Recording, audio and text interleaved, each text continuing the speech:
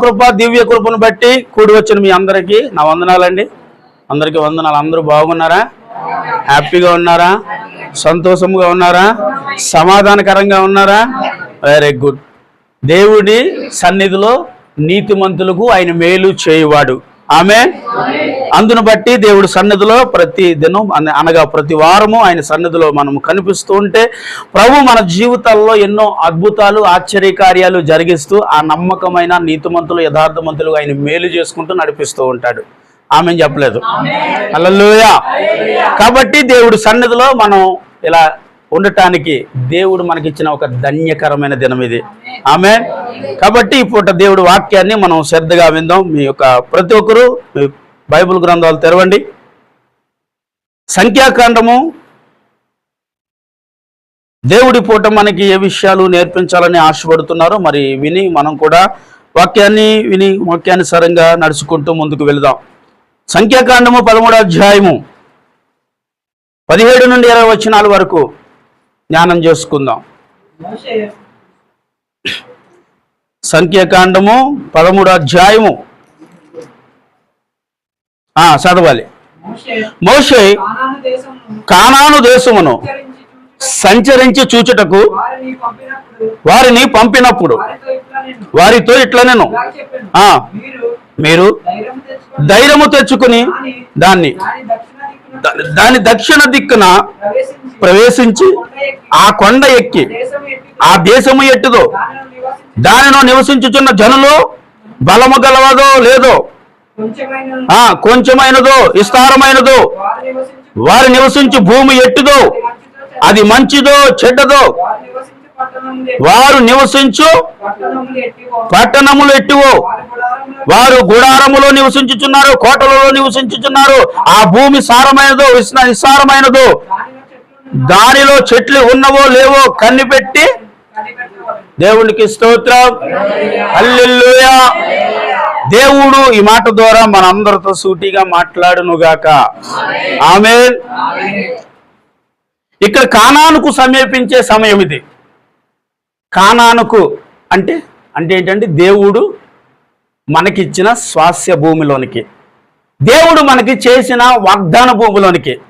అంటే ఇక్కడ ఈ ప్రజలతో దేవుడు వాగ్దానము చేసిన భూమికి సమీపించే సమయంలో వీరు ఉండగా మోషే అన్నాడంట, ఇదిగో మీరు లేచి ఆ పట్టణంలోనికి వెళ్ళి, ఆ పట్టణము ఎలాంటిదో, అది విస్తారమైనదో సారమైనదో సారము లేనిదో, అక్కడ నివసించుచున్న ప్రజలు గుడారంలో నివసించుచున్నారు, కోటలలో నివసించున్నారు, అక్కడ ఫలించే చెట్టులు ఉన్నవో పలేని చెట్టులు ఉన్నవో, అసలు ఆ భూమి ఎట్టుదో ఆ భూమి ఎలాంటిదో మీరు చూసి రండి అని 12 గోత్రాల నుండి తీసి ఆ మోషే ఆ దేశానికి పంపించాడు.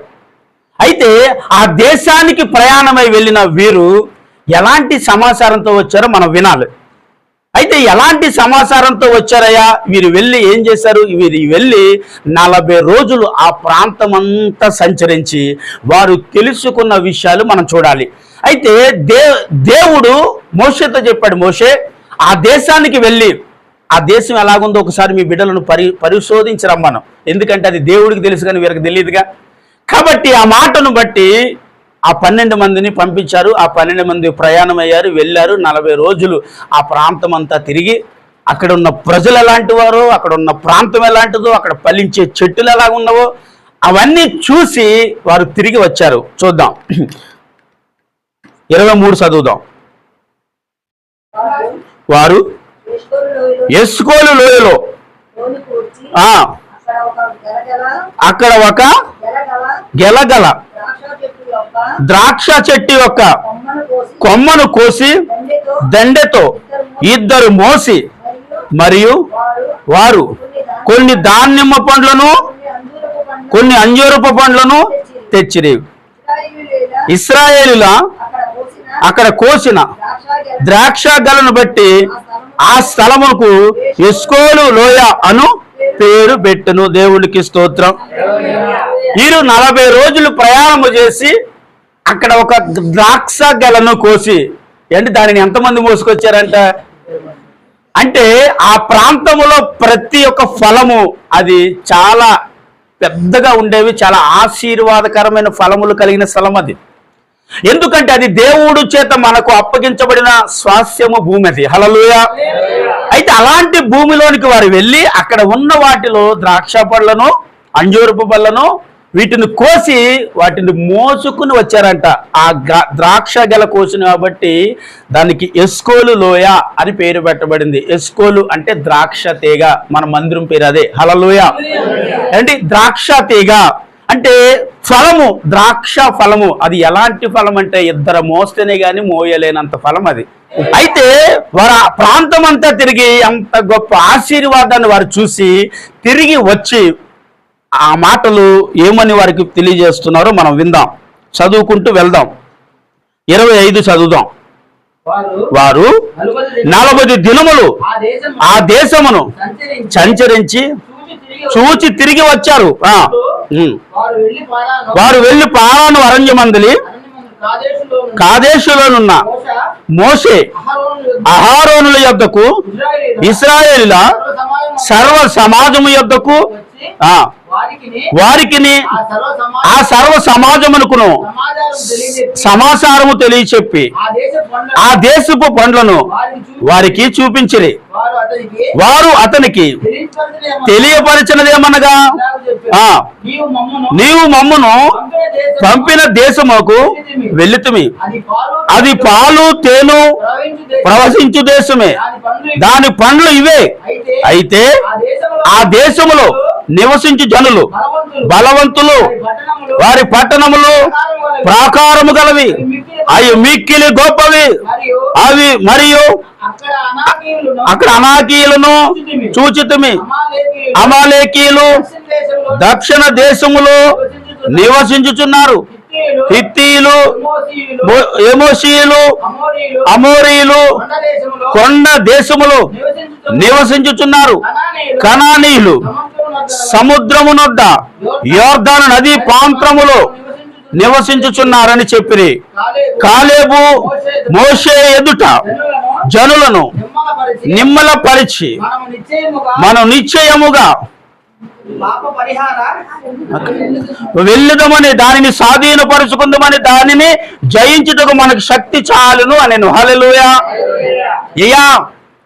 ఇక్కడ ఈ ప్రకటన ఎవరు చేస్తున్నారంటే కాలేబును యెహోషువ చేస్తున్నారు. వెళ్ళింది ఎంతమంది? 12 మంది. 12 మందిలో ఒక మంచి సమాచారం వినే వ్యక్తులు ఎవరంటే 2. కానీ అక్కడ ఉన్నవారు ఎలా ఉన్నారు తెలుసా? వారు బలవంతులై ఉన్నారని వాక్యం అంటుంది ఇక్కడ. ఆ దేశంలో ఉన్న ప్రజలు వారి మహాబలవంతులంట.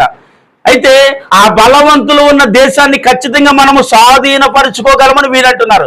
అయితే కింద అక్కడ చదవాలి ఇప్పుడు మీరు 31. అయితే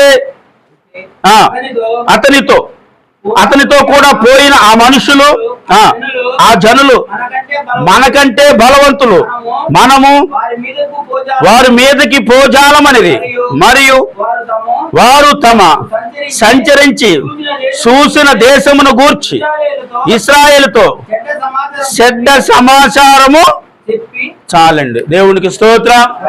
హల్లెలూయా.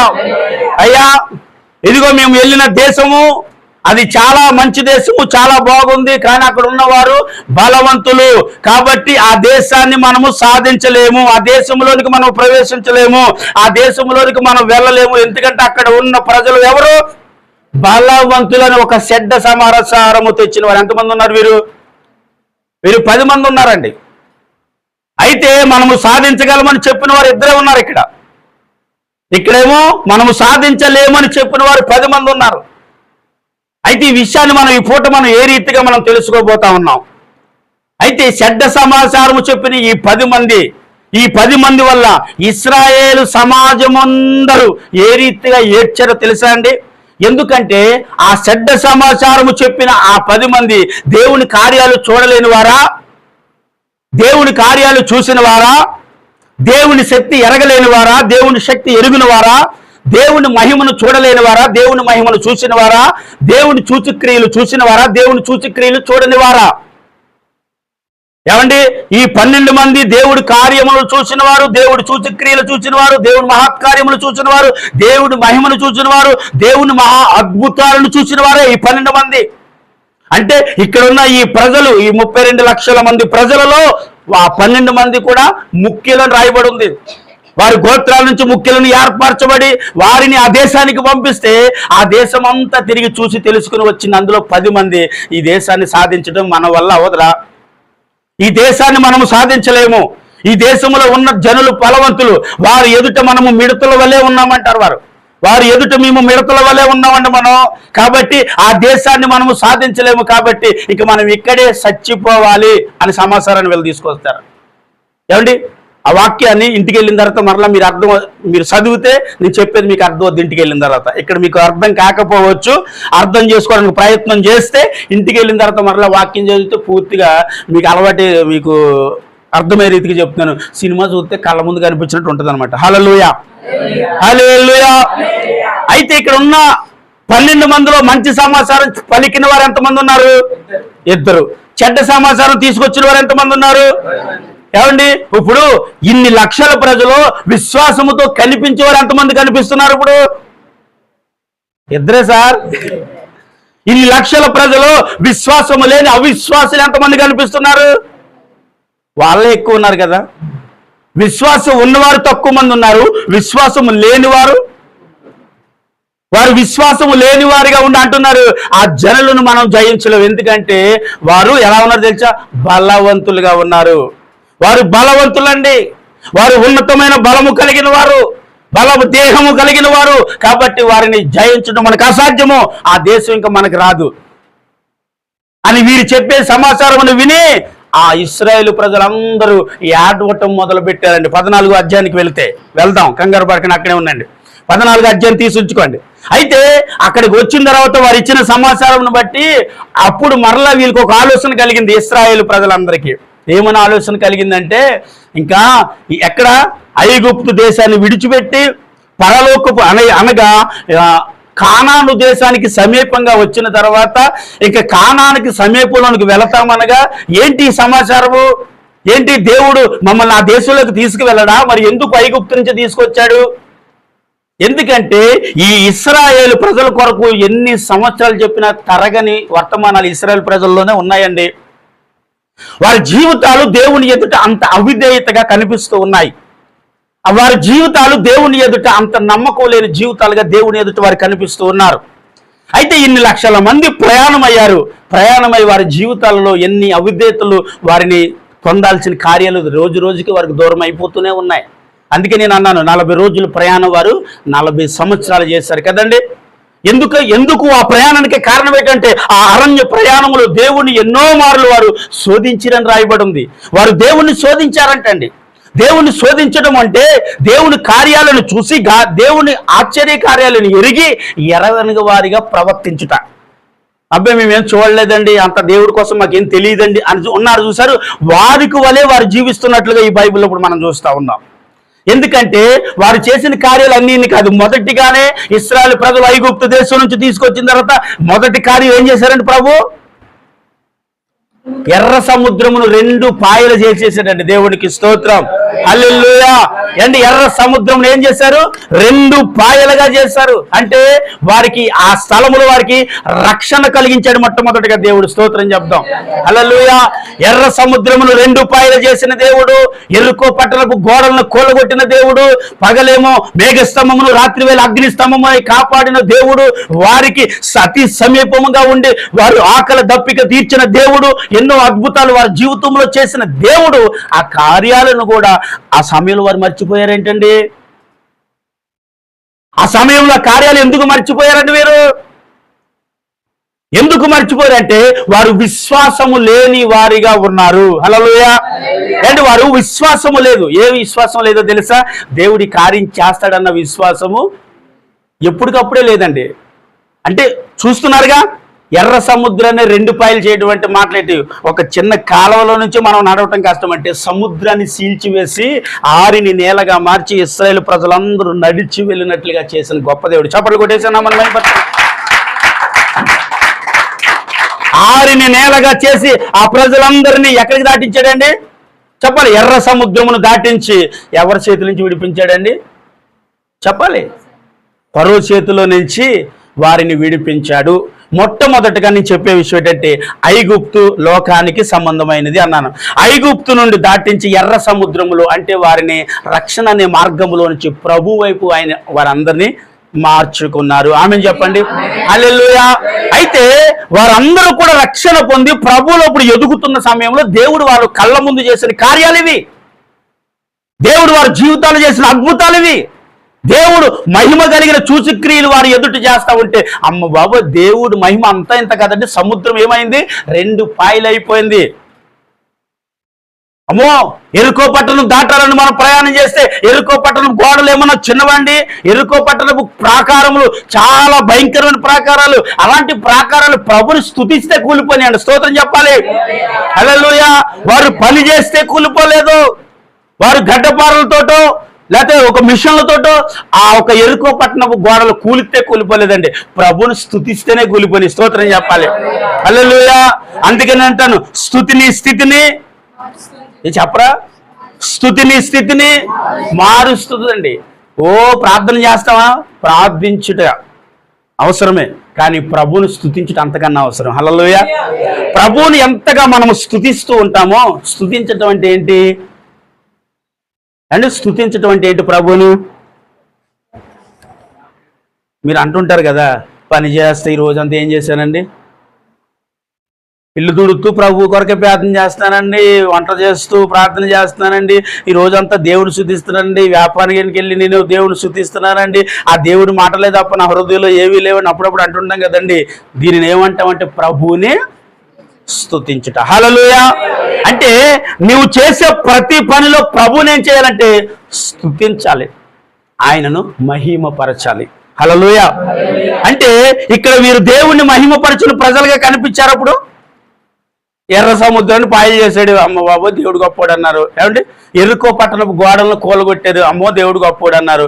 మరి ఇప్పుడు ఇక్కడికి వచ్చేసరికి ఎస్కోలు లోయలో నుంచి వారు వచ్చి వారు అవన్నీ చూపించన్నారు. అబ్బాయి ఎంత గొప్ప ఆశీర్వాదకరమైన స్థలం అండి, వారు ఉన్నత దేహులండి, వారు బలవంతులండి. అలాంటి వారు ఉన్న స్థలాన్ని దేవుడు మనకి ఇచ్చుచున్నాడు. వారందరినీ మనము జయించగలం. ఎందుకంటే జయించేది మనము కాదు కదండి, యెహోవా మనకి తోడుగా ఉండి ఇవన్నిటిని దాటించిన దేవుడు దాటించలేడా అని ఒక్క మాట పలికి ఉంటే ప్రభు ఎంతో ఆనందించిన. హల్లెలూయా. అయ్యా మాట పలికిన వారు ఉన్నారండి. కాలేబు అంటున్నాడు, యెహోషువ అంటున్నాడు, అయ్యా ఆ దేశాన్ని మనము స్వాధీనం పరచుకోగలము, అక్కడ ఉన్నవారు బలవంతురే. కానీ ఆ స్థలము ఆశీర్వాదకరమైన స్థలమే, కానీ దేవుడిచ్చిన వాగ్దానము మనకు గుర్తుంది. దేవుడు ఇవన్నీ చేశాడు కదండి, ఆ కానాను దేశానికి మనకి ఎందుకు ఇవ్వడో అన్న ఒక బలమైన విశ్వాసము వీరిలో ఉంది. కానీ అక్కడ ఉన్న 10 మందిలో ఆ విశ్వాసము ఉందా? లేదండి. ఆ 10 మందిలో విశ్వాసం లేక అంటున్నారు, ఏమండి అక్కడ ఉన్నవారు చాలా బలవంతులండి, ఇంక మన వల్ల కాదండి, తిరిగి ఏం చేద్దాం తెలుసా, మళ్ళీ ఐగుప్తుకి వెళ్ళిపోదాం అంటున్నారు. ఇంత దూరము ప్రయాణం అయ్యారు, ఎన్నో అరణ్యాలు దాటారు, ఎన్నో భయంకర ఎడారులు దాటారు, ఎన్నో భయంకరమైన పరిస్థితులు దాటారు, ఎన్నో కొండలు కోణలు దాటి వచ్చి వీరు అంటున్నారు తిరిగి మళ్ళీ ఐగుప్తుకి వెళ్ళిపోతాం, ఇంక మన వల్ల కాదు, ఇంక మనం చచ్చిపోతాం, ఇక్కడ ఉంటే మనం చచ్చిపోతాం, ఈ శత్రువుల చేతికి దేవుడు మనల్ని అప్పగించేస్తాడు. ఎందుకు అప్పగిస్తాడు దేవుడు? దేవుడు అప్పగించేవాడైతే ఐగుప్తులో ఉన్న నిన్ను ఎందుకు విడిపిస్తాడు దేవుడు? ఐగుప్తులో బానిసగా బ్రతుకుతున్న నీ బ్రతుకుని ఆ బానిసత్వం నుంచి ఎందుకు బయటికి తీసుకొస్తాడు దేవుడు? ఐగుప్తులో వదిలేయాలనా అంటే బానిసగానే నువ్వు బ్రతకాలని అనుకున్నాడా దేవుడు? బానిసలో ఉన్న నీ జీవితాన్ని ఇలాగే వదిలేస్తానని అనుకున్నాడా దేవుడు? మరి అమ్మా వందనాలు చెప్పండి. దేవునికి స్తోత్రం. కొద్ది ఏసీ పెట్టిద్దాం అనుకున్నాం, త్వరలో పని బేగా అయిపోయి ఏసీ పెడితే ఇంకా కొద్దిగా నిద్ర కూడా బాగా వస్తుంది. ఈ ఉడికి మీద కొద్ది నిద్ర కూడా పట్టదు. వేడిగా ఉంటే చల్లగా ఉంటే హాయిగా పడద్ది. దేవునికి స్తోత్రం. హల్లెలూయా. ఏమండి మీరు ఐగుప్తు దేశంలో అలా బ్రతకట ప్రభుకి ఇష్టం లేకేగా, లోకములో నువ్వు జీవిస్తూ ఉంటే దేవుడికి ఇష్టం లేకే కదా. మోషే నువ్వు ఎన్నో వారి ప్రార్థనలు నేను విన్నాను, వారు ప్రార్థన చేశారంట, అక్కడ మొర్ర పెట్టారంట, నాయన ఈ బానిసత్వము బ్రతుకు మాకు వద్దు, మేము బ్రతకలేకపోతున్నామయ్యా, అయ్యా మేము ఈ బానిసం చెయ్యలేకపోతున్నామయ్యా. ఎందుకంటే దేవుడంటే భయము లేనివాడు ఇక్కడ ఉన్నాడు, దేవుడంటే భయము లేనివాడు, విశ్వాసము లేనివాడు ఒకడు ఉన్నాడు. వాడు మమ్మల్ని ఇక్కడ బానిసలుగా ఈ భయంకర పరిస్థితుల్లో మమ్మల్ని నలిపివేస్తున్నాడయ్యా, మమ్మల్ని ఐగుప్తు నుంచి విడుదల ప్రకటించయ్యా అని ఏడ్చే ఏడుపు విన్నాడు కాబట్టి మోషేను పంపించాడు కాబట్టి వారిని విడిపించాడు ఐగుప్తులో నుండి. వారిని ఐగుప్తు నుంచి విడిపించి వారు ప్రయాణం చేసి ఎన్ని కార్యాలు జరిగించుకొస్తే చివరికి కానానులోనికి, అంటే దేవుడు అన్న మాట ఏంటి తెలుసా, మీకు ఆ కానాన దేశమును నేను ఇవ్వబోతున్నాను అన్నాడు, ఇస్తున్నాను అన్నాడు. అది వాగ్దానము, చేయబడిన వాగ్దాన భూమి అది. అలాంటి వాగ్దాన భూమిలోకి, ఆయన చేయబడిన వాగ్దానములోనికి సమీప సమయంలో మీరు అంటున్నారు అక్కడికి వెళ్ళటం మన వల్ల అవ్వదండి, ఆ ప్రయాణం ఇంకా మన వల్ల కాదు, తిరిగి మళ్ళీ ఐగుప్తుకు వెళ్ళిపోదాం, మనకంటూ ఒక మనిషిని ఏర్పాటు చేసుకుందాం. ఈ మోసే వల్ల ఏం కాదు, ఈ మోసేని నమ్ముకుని మనం వచ్చాం, ఈ మోసేని ఇంకా విడిచిపెట్టి మరొక వ్యక్తిని మనకు అధికారిగాను యజమానిగా నియమించుకుని తిరిగి ఎక్కడి నుంచి వచ్చి అక్కడికి వెళ్ళిపోదాం, ఐగుప్తుకి వెళ్ళిపోదాం, వద్దు. ఆ శ్వాస భూమి మనకు వద్దు, ఎందుకంటే అక్కడికి వెళ్ళలేమండి. అక్కడ ఉన్నవారు ఎవరు? అందరూ చెప్పాలి, బలవంతులు.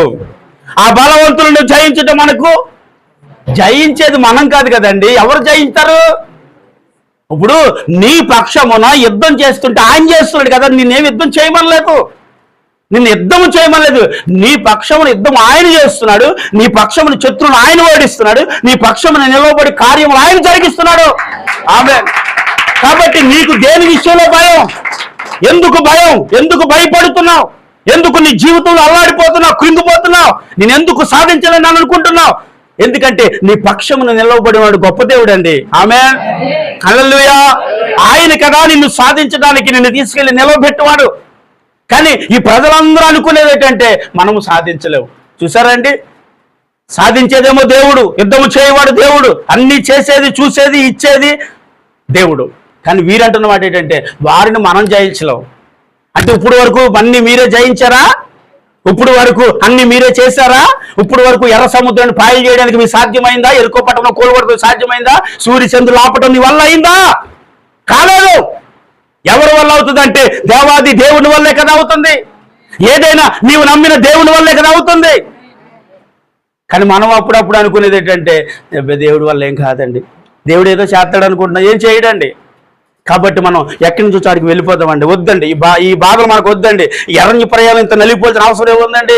అంటే చూసారండి, ఆ బానిసత్వమే బాగుందంట వీరికి, ఆ బానిసలో బ్రతకడమే బాగుందంట వీరికి, ఏదోలాగా పని చేసుకుని అక్కడే ఏడితమే బాగుందంటున్నారు వీరు.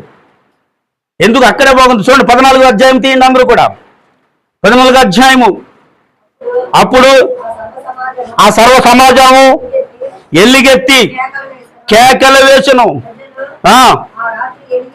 ప్రజలు ఆ రాత్రి ఎలిగెత్తి ఏడ్చిరి.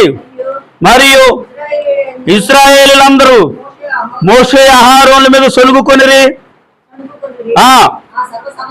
ఆ సర్వ సమాజము అయ్యో ఐగుప్తులో ఏటమ్మా మేమేల సావలేదు, ఈ అరణ్యమందు మేమేల సావలేదు, మేము కత్తివాత పడినట్లు యెహోవా మమ్మలను ఈ దేశములోనికి ఏల తీసుకుని వచ్చాడు. చూసారండి, ఆగండి అక్కడ అలాగే అండర్లైన్ చేసుకుని ఉంచండి, మళ్ళీ అక్కడి నుంచి కంటిన్యూ చేద్దాం. చూసారండి, ఈ ప్రజలందరూ ఎలుగెత్తి ఏడ్చుచు మోషే మీదను అహరోను మీదను ఏం చేస్తున్నారంట? సొలుగు కొనుచు అంటున్నారు. ఐగుప్తులోని సావలేదు, అరణ్యంలోని సావలేదు, ఆ శత్రువుల దగ్గరికి వెళ్ళి ఆ కత్తి చేత మన సావాల్సిన పరిస్థితి వచ్చింది అంటున్నారు వీరు. సరేండి, అరణ్య ఎక్కడ సావలేదు వీరు? ఐగుప్తులోని సావలేదంట, అరణ్య ప్రయాణంలోని వారు ఎందుకు చచ్చిపోతారండి? వీరి పట్ల దేవుడు ప్రణాళిక ఉన్న ప్రజలు వేరు, దేవుడు ఉద్దేశం ఉన్న ప్రజలు వేరు, దేవుడి చేత ఆశీర్వదింపబడిన ప్రజలు వేరు.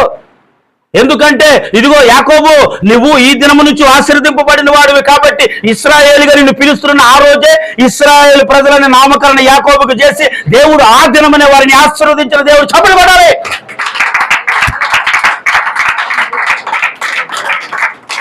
అయితే అలాంటి ఆశీర్వాదము కలిగిన ప్రజలు వీరు అంటున్న మాట ఏంటంటే వద్దండి, మేము ఆ బానిసలోనే బ్రతుకుతాం, మమ్మల్ని వదిలేండి బాబు.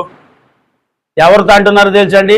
మోసేను అహరోనును, వీరిద్దరితో అంటున్నారు మేము తిరిగి వెళ్ళిపోతాం. అసలు అక్కడ చచ్చిపోయినా బాగుండు, ఎక్కడ ఐగుప్తులో చచ్చిపోయిండినా బాగుండు, ఆ ఎర్ర సముద్రం దాటక ముందే చచ్చిపోయిండినా బాగుండు. కాబట్టి మళ్ళీ మేము తిరిగి ఎక్కడికి వెళ్ళిపోతాం తెలుసా? ఐగుప్తు వెళ్ళిపోతామండి, మాకొద్దు.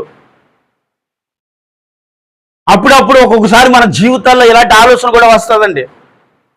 వద్దండి, ఆ పాత జీవితమే బాగుంది, ఆ పాత బ్రతుకే బాగుంది, అలా బ్రతికెత్తనే బాగుంది. ఎందుకంటే ఇందులోనికి వచ్చి ఏం పడుతున్నావు? చాలా కష్టపడుతున్నావు అంటే దేవుడు నిన్ను ఏం చేస్తాడో తెలిసి తయారు చేసుకుంటున్నాడు తన కొరకు. దేవుడికి స్తోత్రం అని చెప్పండి. హల్లెలూయా. ఇప్పుడు వరకు నువ్వు తయారు చేయబడలేదు, ఇప్పుడు నిన్ను తయారు చేస్తున్నాడు దేవుడు. తయారు చేయబడేటప్పుడు ఏమొస్తుందండి మనిషికి? ఒక వస్తువు తయారు చేయబడ్డాడు ఏమవుతుందండి? క్లాత్ తీసుకున్నామండి. నేను ఒక క్లాత్ తీసుకున్నాను, షర్ట్ కుట్టించుకుందామని. చాలా డబ్బులైనా కొనుక్కున్నాను, తీసుకెళ్ళాను, కటింగ్ మిషన్ దగ్గర ఇచ్చాను. ఇచ్చిన తర్వాత వాడు ఓకేనండి ఒక 2 రోజుల్లో రండి అన్నాడు. 2 రోజుల తర్వాత వెళితే ఇంకా కొట్టలేదండి, ఇప్పుడు మీదే చేస్తున్నాం అన్నాడు.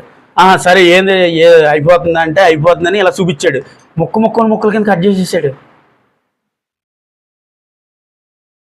నేనేమో పెద్ద క్లాత్ కొనుక్కుని వెళ్ళానండి, దాన్ని ముక్కల కింద కట్ చేసేసాడు.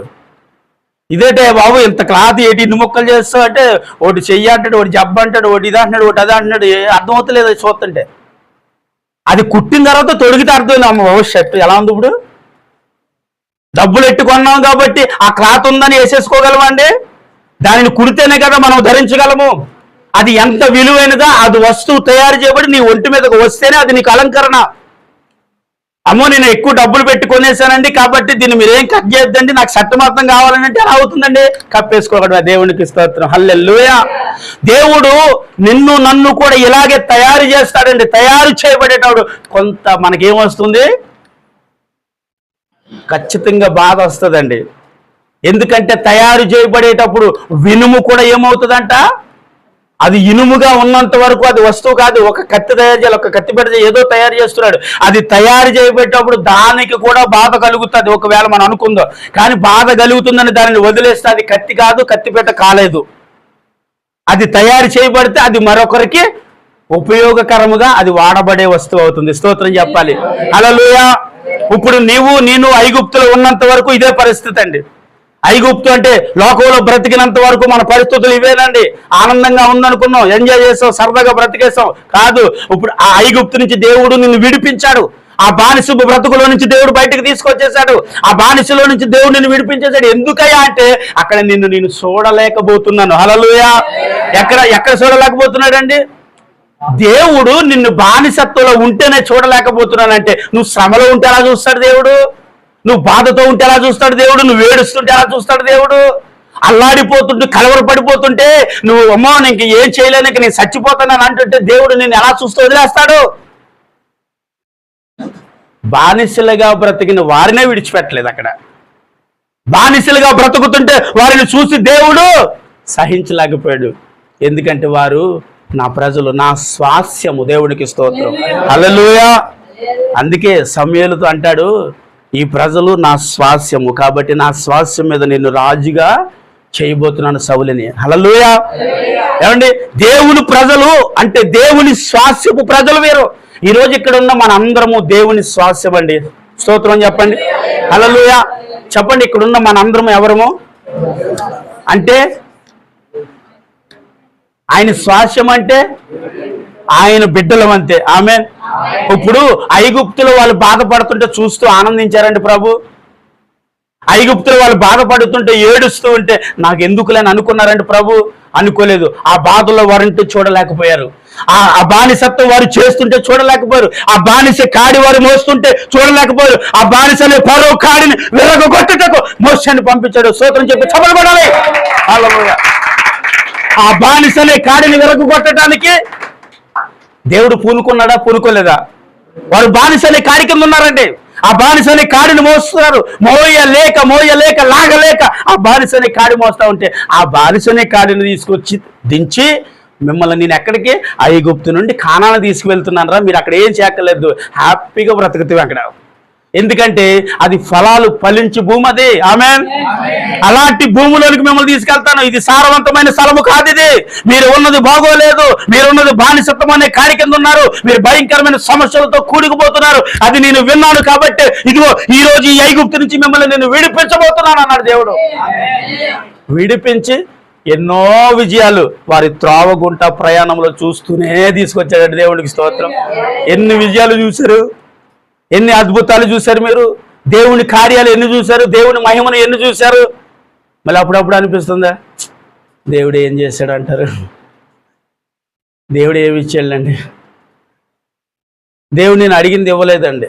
దేవుడు నువ్వు అడిగింది ఇవ్వటానికి, ఇవ్వాలని దేవుడు నిన్ను ముందు ఎక్కడి నుంచి తీసుకొచ్చాడు? ఐగుప్తు నుండి తీసుకొచ్చాడు. స్తోత్రం చెప్పాలి. నువ్వు అడిగినది ఇవ్వాలనే ఆ బానిసత్వం నుంచి, బానిసత్వంగా ఉండగా ఒకవేళ నీకు ఇస్తే ఎవరు తీసుకుంటాడు? రాజు తీసుకుంటాడు. నీకెందుకు వస్తుంది అది? దేవుడు ఏదో అడిగారండి, మనం అడిగినప్పుడు దేవుడు మనకి ఇవ్వాలనుకున్నాడు. ఒకవేళ ఇస్తే నీకెందుకు రాదు అంటాడు. ఎవరు అంటారు ఏమండి? రాజుగారు అంటారండి. రాజుగారు అని అది నీకు కాదురా, కావాల్సింది ఎవరికే? నాకు. ఎవరు తీసేసుకుంటారు? అంటే నువ్వు అడిగిందల్లా ఇవ్వాలి అంటే ఎక్కడి నుంచి బయటికి రావాలి? ముందు ఐగుప్తు నుండి బయటికి రావాలి. అంటే నేను అంటాను, దేవుడు నిన్ను ఆశీర్వాదకరమైన ఒక వ్యక్తిగా, నీ కుటుంబం కానీ నీవు కానీ ఉండాలంటే ముందు ఈ లోక సంబంధమైన విషయాలను విడిచి బయటికి రావాలి. స్తోత్రం చెప్పండి. హల్లెలూయా. వాటిని విడిచి నువ్వు బయటికి వస్తే ఆయన ఆశీర్వాదాలు నీకు ఇవ్వాలనుకున్నాడు. కాబట్టి వారి ప్రయాణంలో వారికి సమృద్ధిని ఆహారాన్ని ఇచ్చాడు, సమృద్ధిగా త్రాగుటకు నీరుని ఇచ్చాడు. ఈ ఎడారిలో నీరు ఎక్కడ దొరికిద్దంటే తింగరదనం కాకపోతేనే ఎల్లయ్య గారు, ఎడారిలో నీరు దొరికిద్దా? మన చెట్టు చుట్టూ 7 పంపులు కొట్టించేసాం, ఎక్కడ నీళ్ళు పడలేదు. మరి ఎడారిలో ఉంది, ఎక్కడే నీళ్ళు దొరకలేదు. ఎన్నిసార్లు కొట్టించేసిన ఎడారిలో నీళ్ళు ఎలా దొరుకుద్ది? అలాంటి ఎడారిలోకి వెళ్ళిన తర్వాత మాకు నీళ్ళు కావాలండి. మీరు ఏం చేస్తారో నాకు తెలియదండి మోసే గారు. మేము తాడా నీళ్ళు కలిసి చచ్చిపోనా, లేకపోతే నీళ్ళు లేక చచ్చిపోమంటారా? చచ్చిపోడా తీసుకొచ్చారా? అమ్మో వాళ్ళ మాటలు వింటే అసలు మోషే ఎలా తట్టుకున్నాడని అనిపిస్తూ ఉంటుంది. అలా తట్టుకున్నాడు కాబట్టి మహానుభావుడు ఈ బైబిల్లో మనం ఆయన చూడగలుగుతున్నాం. స్తోత్రం చెప్పండి. హల్లెలూయా. వారి విషయంలో మోషే గారు అంత ఇంత కాదు, ఆయన పడ్డ ఆవేదన తట్టుకోలేదు. వారి కుటుంబ విషయం, వారి బిడ్డల విషయం అన్ని పక్కన పెట్టి కేవలం వారిని విడిపించటకే, ఆ బానిసత్వంలో ఉన్న వారిని రక్షించటకే మోషే పోరాడినట్లు మనం చూస్తా ఉన్నాం. ఆమేన్. హల్లెలూయా. అలాంటి ఒక ఉన్నతమైన స్థితిలోనికి వారిని నడిపించాలని ఎంతో ఆశతో ఏమండి ఫరోతో యుద్ధం చేసి, ఎవరు? మోషే గారు ఫరోతో యుద్ధం చేసి దేవుడి కార్యాలను ఫరోకు చూపించి, దేవుడు చేసిన మహిమలను చూపించి, ఆ ప్రాంతం మీద దేవుడి కీడును రప్పించి, ఎన్నో కీడు కార్యాలు అక్కడ జరిగిస్తేనే కానీ అమ్మో మీ దేవుడు గొప్పవాడురా, మా దేశాన్ని విడిచి వెళ్ళిపోండి అని అనలే ఫరో. ఉత్తిన పంపించాడంటే ఎన్ని కార్యాలు దేవుడు ఆ మోషేతోట అక్కడ జరిగించాడో తెలుసండి. ఐగుప్తులో 1-2 కార్యాలు కాదు, 10 కార్యాలు అక్కడ జరిగిస్తేనే కానీ ఆ ఫరో హృదయము మారలే. దేవుడు అక్కడ కార్యాలు జరిగిస్తేనే కానీ ఫరో హృదయం మారలేదు. అప్పుడు తెలిసింది, అమ్మో ఈ దేవుడు చాలా గొప్పవాడు, ఇతనితో పెట్టుకోవటం మనకు మంచిది కాదని అనుకున్నాడు. బాబు మోషే గారు నీ ప్రజలను తీసుకుని వెళ్ళిపో. హల్లెలూయా. అండి శత్రువు గుండెనే అల్లాడించేసిన వాడు దేవుడు. ఆమేన్. హల్లెలూయా. శత్రువునే అల్లాడిపరిచిన వాడు, కలవరపరిచిన వాడు, ఆవేదపరిచిన వాడు ఏం చేశాడు? భయంకరమైన పరిస్థితులు తీసుకొచ్చి శత్రువు నిలబెడితేనే కానీ దేవుడి చేతులకి దేవుడి బిడ్డలను వాడు అప్పగించలేదు. ఆమేన్. హల్లెలూయా. ఈ రోజు లోకంలో ఉన్న సాతాను గడి కూడా ఇలాంటి టార్గెట్ మన మీద పెడుతున్న వల్లనే మనం ఈ లోకాన్ని విడిచి కొన్ని విషయాలలో మనం బయటికి రాలేకపోతున్నాం. కాబట్టి దేవుడి కార్యాలు మనం చూడలేకపోతున్నాం. దేవుడి కార్యాలు దేవుడు చేయాలని ఆశతోనే ఉన్నారు ఆయన. ఆమేన్. నిజంగా దేవుడు మీకు ఎన్నో చేయాలి, ఏదో ఇవ్వాలి. ఆయనకు ప్రతి ఒక్క బిడ్డ మీదకి ఒక ప్రణాళిక ఉంది ఆయనకి ఈమె రోజు. ఆమేన్. ఇక్కడున్న మీ అందరి పట్ల దేవుడికి ఒక ప్రణాళిక ఉంది. చాలా తక్కువ మంది అన్నారేంటి? వద్దా? అందరూ చెప్పండి. ఆమేన్. హల్లెలూయా. ఇక్కడున్న మీ అందరి పట్ల దేవుడు ప్రణాళిక ఉంది, దేవుని ఉద్దేశం ఉంది. కాబట్టి మిమ్మల్ని ఇక్కడికి తీసుకొచ్చి ఈ స్థలంలో కూర్చొని పెట్టాడు. కాబట్టి ఇది ఎస్కోలు లోయ. ఇప్పుడు ఈ లోయ దాటి మీరు ఎక్కడికి వెళ్ళాలంటే కానానుకు ప్రవేశించాలి. అంటే దేవునిచ్చే ఆశీర్వాదంలోనికి ప్రవేశించాలి అంటే మీరు సొలుగుకున్న వారిగా ఉండకూడదు. ఆయన యందు నీ జీవితం యథార్థమై ఉండాలి, నీతి ఉండాలి, నిజాయితీ ఉండాలి, విశ్వాసమై ఉండాలి. అప్పుడు ఈ లోయను దాటి మనం ఎక్కడికి ప్రవేశిస్తామండి? కానానులోనికి ప్రవేశిస్తామని చెప్పండి. హల్లెలూయా.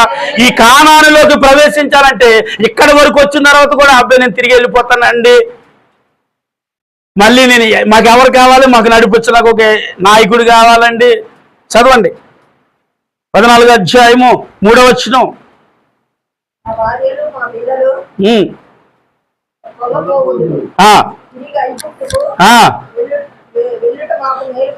వెళ్ళుట మాకు మేలు కాదా అని వారితో అనిరి. వారు ఇలాగు చెప్పెను, మనము నాయకుడిని ఒకరిని నియమించుకుని ఐగుప్తునకు తిరిగి వెళ్ళుదామని ఒకనితో ఒకడు చెప్పుకొనగా ఆగండి. హల్లెలూయా. అక్కడే అలాగే ఉండండి, కిందకి వెళ్ళొద్దు, పైకి వెళ్ళొద్దు. దేవునికి స్తోత్రం. ఇప్పుడు వీరు ఒకరిలో ఒకరు అనుకునే మాట ఏంటప్పుడు?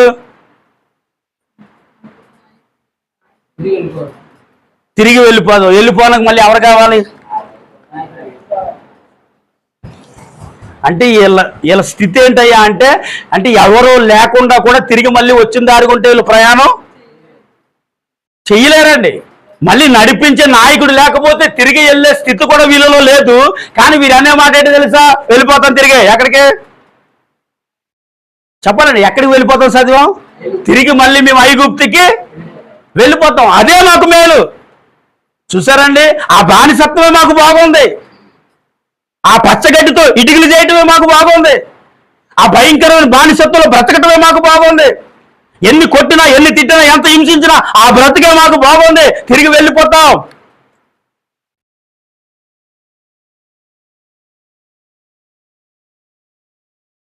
స్తోత్రం అని చెప్పండి. ఏమంటున్నారు వీరు? తిరిగి వెళ్ళిపోతాం. మాకు ఒకటి కావాలి, ఇప్పుడు మమ్మల్ని నడిపించేవాడు కావాలి, తిరిగి వెళ్ళిపోతాం. మా పిల్లలు, మా భార్యలు వీరందరూ ఎందుకండి మేము అందరూ ఇంత హింసపడుతున్నాం, తిరిగి వెళ్ళిపోతాం. వీళ్ళు హింసపడుతున్నారు ఇక్కడ. చూడండి, దేవుడు ఎంతో మేలు చేయటానికి ఒక ఆశీర్వాదకరమైన స్థలంలోకి నడిపించాలని ఉద్దేశించి వారిని విడిపించి వారిని నడిపిస్తూ వారి మేలు ఎన్నో మేలు కార్యాలు, ఎన్నో మేలులు, ఎన్నో అద్భుతాలు చేస్తున్న దేవుడు. అంటే మనకి బాగా తెలిసింది ఏంటంటే పగటి వేళ ఏమయ్యారంటే ఆయన మేఘస్తంభము, వాళ్ళకి ఎండదబ్బు కూడా తగలనివ్వలేదంట. రాత్రి వేళ అగ్నిస్తంభము వాళ్ళకి వెలుగునిచ్చుచు నడిపిస్తా. అంటే వారి ప్రయాణం రాత్రులు పగలు వారు ప్రయాణము చేస్తూనే ఉన్నారు, కానీ వారు ప్రయాణం తేలట్లేదు. ఏంటండి, ఇంత ప్రయాణం చేసినా వారి ప్రయాణం అవ్వట్లేదు, ముందుకు వెళ్ళట్లేదు. వెళ్ళకపోవటానికి కారణం ఏంటంటే వారి యొక్క అవిశ్వాసమే వారి ప్రయాణాన్ని. హల్లెలూయా. అంటే వారి అవిశ్వాసం ఏం చేసిందయ్యా వారి ప్రయాణాన్ని ముందుకి. అంతేనండి, మనం అవిశ్వాసముతో ఒకవేళ మనం దేవుని సన్నిధిలో ఉంటే మన జీవితంలో ముందుకు వెళ్ళలేకపోతూ ఉన్నాం. వెళ్ళలేము. ఎందుకంటే మనకున్న అవిశ్వాసం ఏంటో తెలుసా? ఏం చేస్తారండి దేవుడు, ఏమిస్తారండి దేవుడు, అవుతుందంటారా, చేస్తారంటారా, దేవుడు ఇస్తారంటారా? దీన్ని ఏమంటాం? అవిశ్వాసం. హల్లెలూయా. దీన్ని ఏమంటావయ్యా అంటే దీనిని అవిశ్వాసం అంటున్నాడు దేవుడు. ఇవ్వలేదా, చేయలేదా, తేలేదా, నేను నడిపించలేదా, యుద్ధం చేయలేదా, అనేక శత్రువుల నుంచి విడిపించలేదా, భయంకర ఫరో సైన్యము నుండి మిమ్మల్ని విడిపించలేదా, ఫరో సైన్యం ఏమైనా వదిలిందా? వెంటాడుతూనే ఉంది కదా. సముద్రంలో కూడా వారు కూడా ప్రయాణం చేసేసారు కదా, కానీ ఆ సముద్రంలో వాళ్ళని ముంచేసాడు. అంతే. దేవునికి స్తోత్రం. నిన్నెందుకు ముంచేలేదు? దేవుడు వారిని ముంచేశాడు, నిన్నెందుకు ముంచలేదు? ఎందుకంటే మనము ఆయన ప్రజలము కాబట్టి. స్తోత్రం అని చెప్పాలి. హల్లెలూయా. మనం ఎవరమండి? ఆయన ప్రజలము కాబట్టి. ఆయన ప్రజలు ఎక్కడ శపింపబడకూడదన్నది దేవుని ఉద్దేశం. ఆయన ప్రజలు ఎక్కడ బాధపడకూడదని ఆయన ఉద్దేశము. ఆయన ప్రజలు ఎక్కడ హింసపడకూడదు, బాధపడకూడదు, కష్టపడకూడదు అని ఆయన ఉద్దేశించి ఉన్నాడు కాబట్టి ఆ శ్రమలో నుంచి వారిని బయటకు తీసుకొచ్చాడు. కానీ వారు అంటున్నారు మళ్ళీ తిరిగి వెళ్తామండి. చూసారండి వీళ్ళ అవిశ్వాసం ఎలాగుందో? చూసారండి వీళ్ళ వ్యక్తిగతమైన అనుభవాలు ఎలాగున్నాయో? అంటే మళ్ళీ వీరు కోరుకునేది ఏంటంటే శ్రమనే కోరుకుంటున్నారు. వీరు మళ్ళీ ఏం కోరుకుంటారంటే ఆ బానిసత్వాన్ని కోరుకుంటున్నారు. అసలు అదే బాగుందంటున్నారు వీరు. వీరందరూ సొనుగుకునంట తిరిగి మేము వెళ్ళిపోతున్నాము అంటే ఆ ప్రజలకు అహరోనును మోషేను సాగిలిపడి ఏడుస్తున్నారంట. ఆ వాక్యం చదువు నాకు అనిపించింది, అయ్యా ఎందుకు మోషేకి అంత బాధ? ఇంత దూరం నడిపించిన ఈ ప్రజలారా మళ్ళీ మీరు తిరిగి లోకంలో కలిసిపోవద్దు, మీరు వెళ్ళిపోవద్దు. అదే దైవజనుడుకున్న భారం. దైవజనుడుకున్న భారం ఏంటంటే మళ్ళీ తిరిగి లోకం అనే ఆలోచన మీలో రాకూడదు, లోక సంబంధమైన వ్యసనం, లోక సంబంధమైన ఆలోచన మీకు రాకూడదని దైవజనుడు ఏడ్పండి. ఆ ఏడ్పే ఇక్కడ మోషే ఏడుతున్న ఏడుపు. చూడండి, ఆ వచనం చదవండి.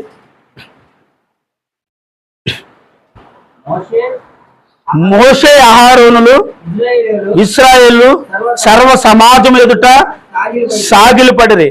అప్పుడు దేశమును సంచరించి చూసిన వారిలో నుండి నూను కుమారుడగు యెహోషువ కుమారుడగు కాలేబును బట్టలు చింపుకుని ఇశ్రాయేలుల సర్వ సమాజముతో మేము సంచరించి చూసిన దేశము మిక్కిలి మంచి దేశము యెహోవా మన యందు ఆనందించిన ఎడల ఆ దేశములో మనలను చేర్చి దానిని మనకిచ్చిన. చప్పట్లు కొట్టడం అందరూ కూడా. హల్లెలూయా.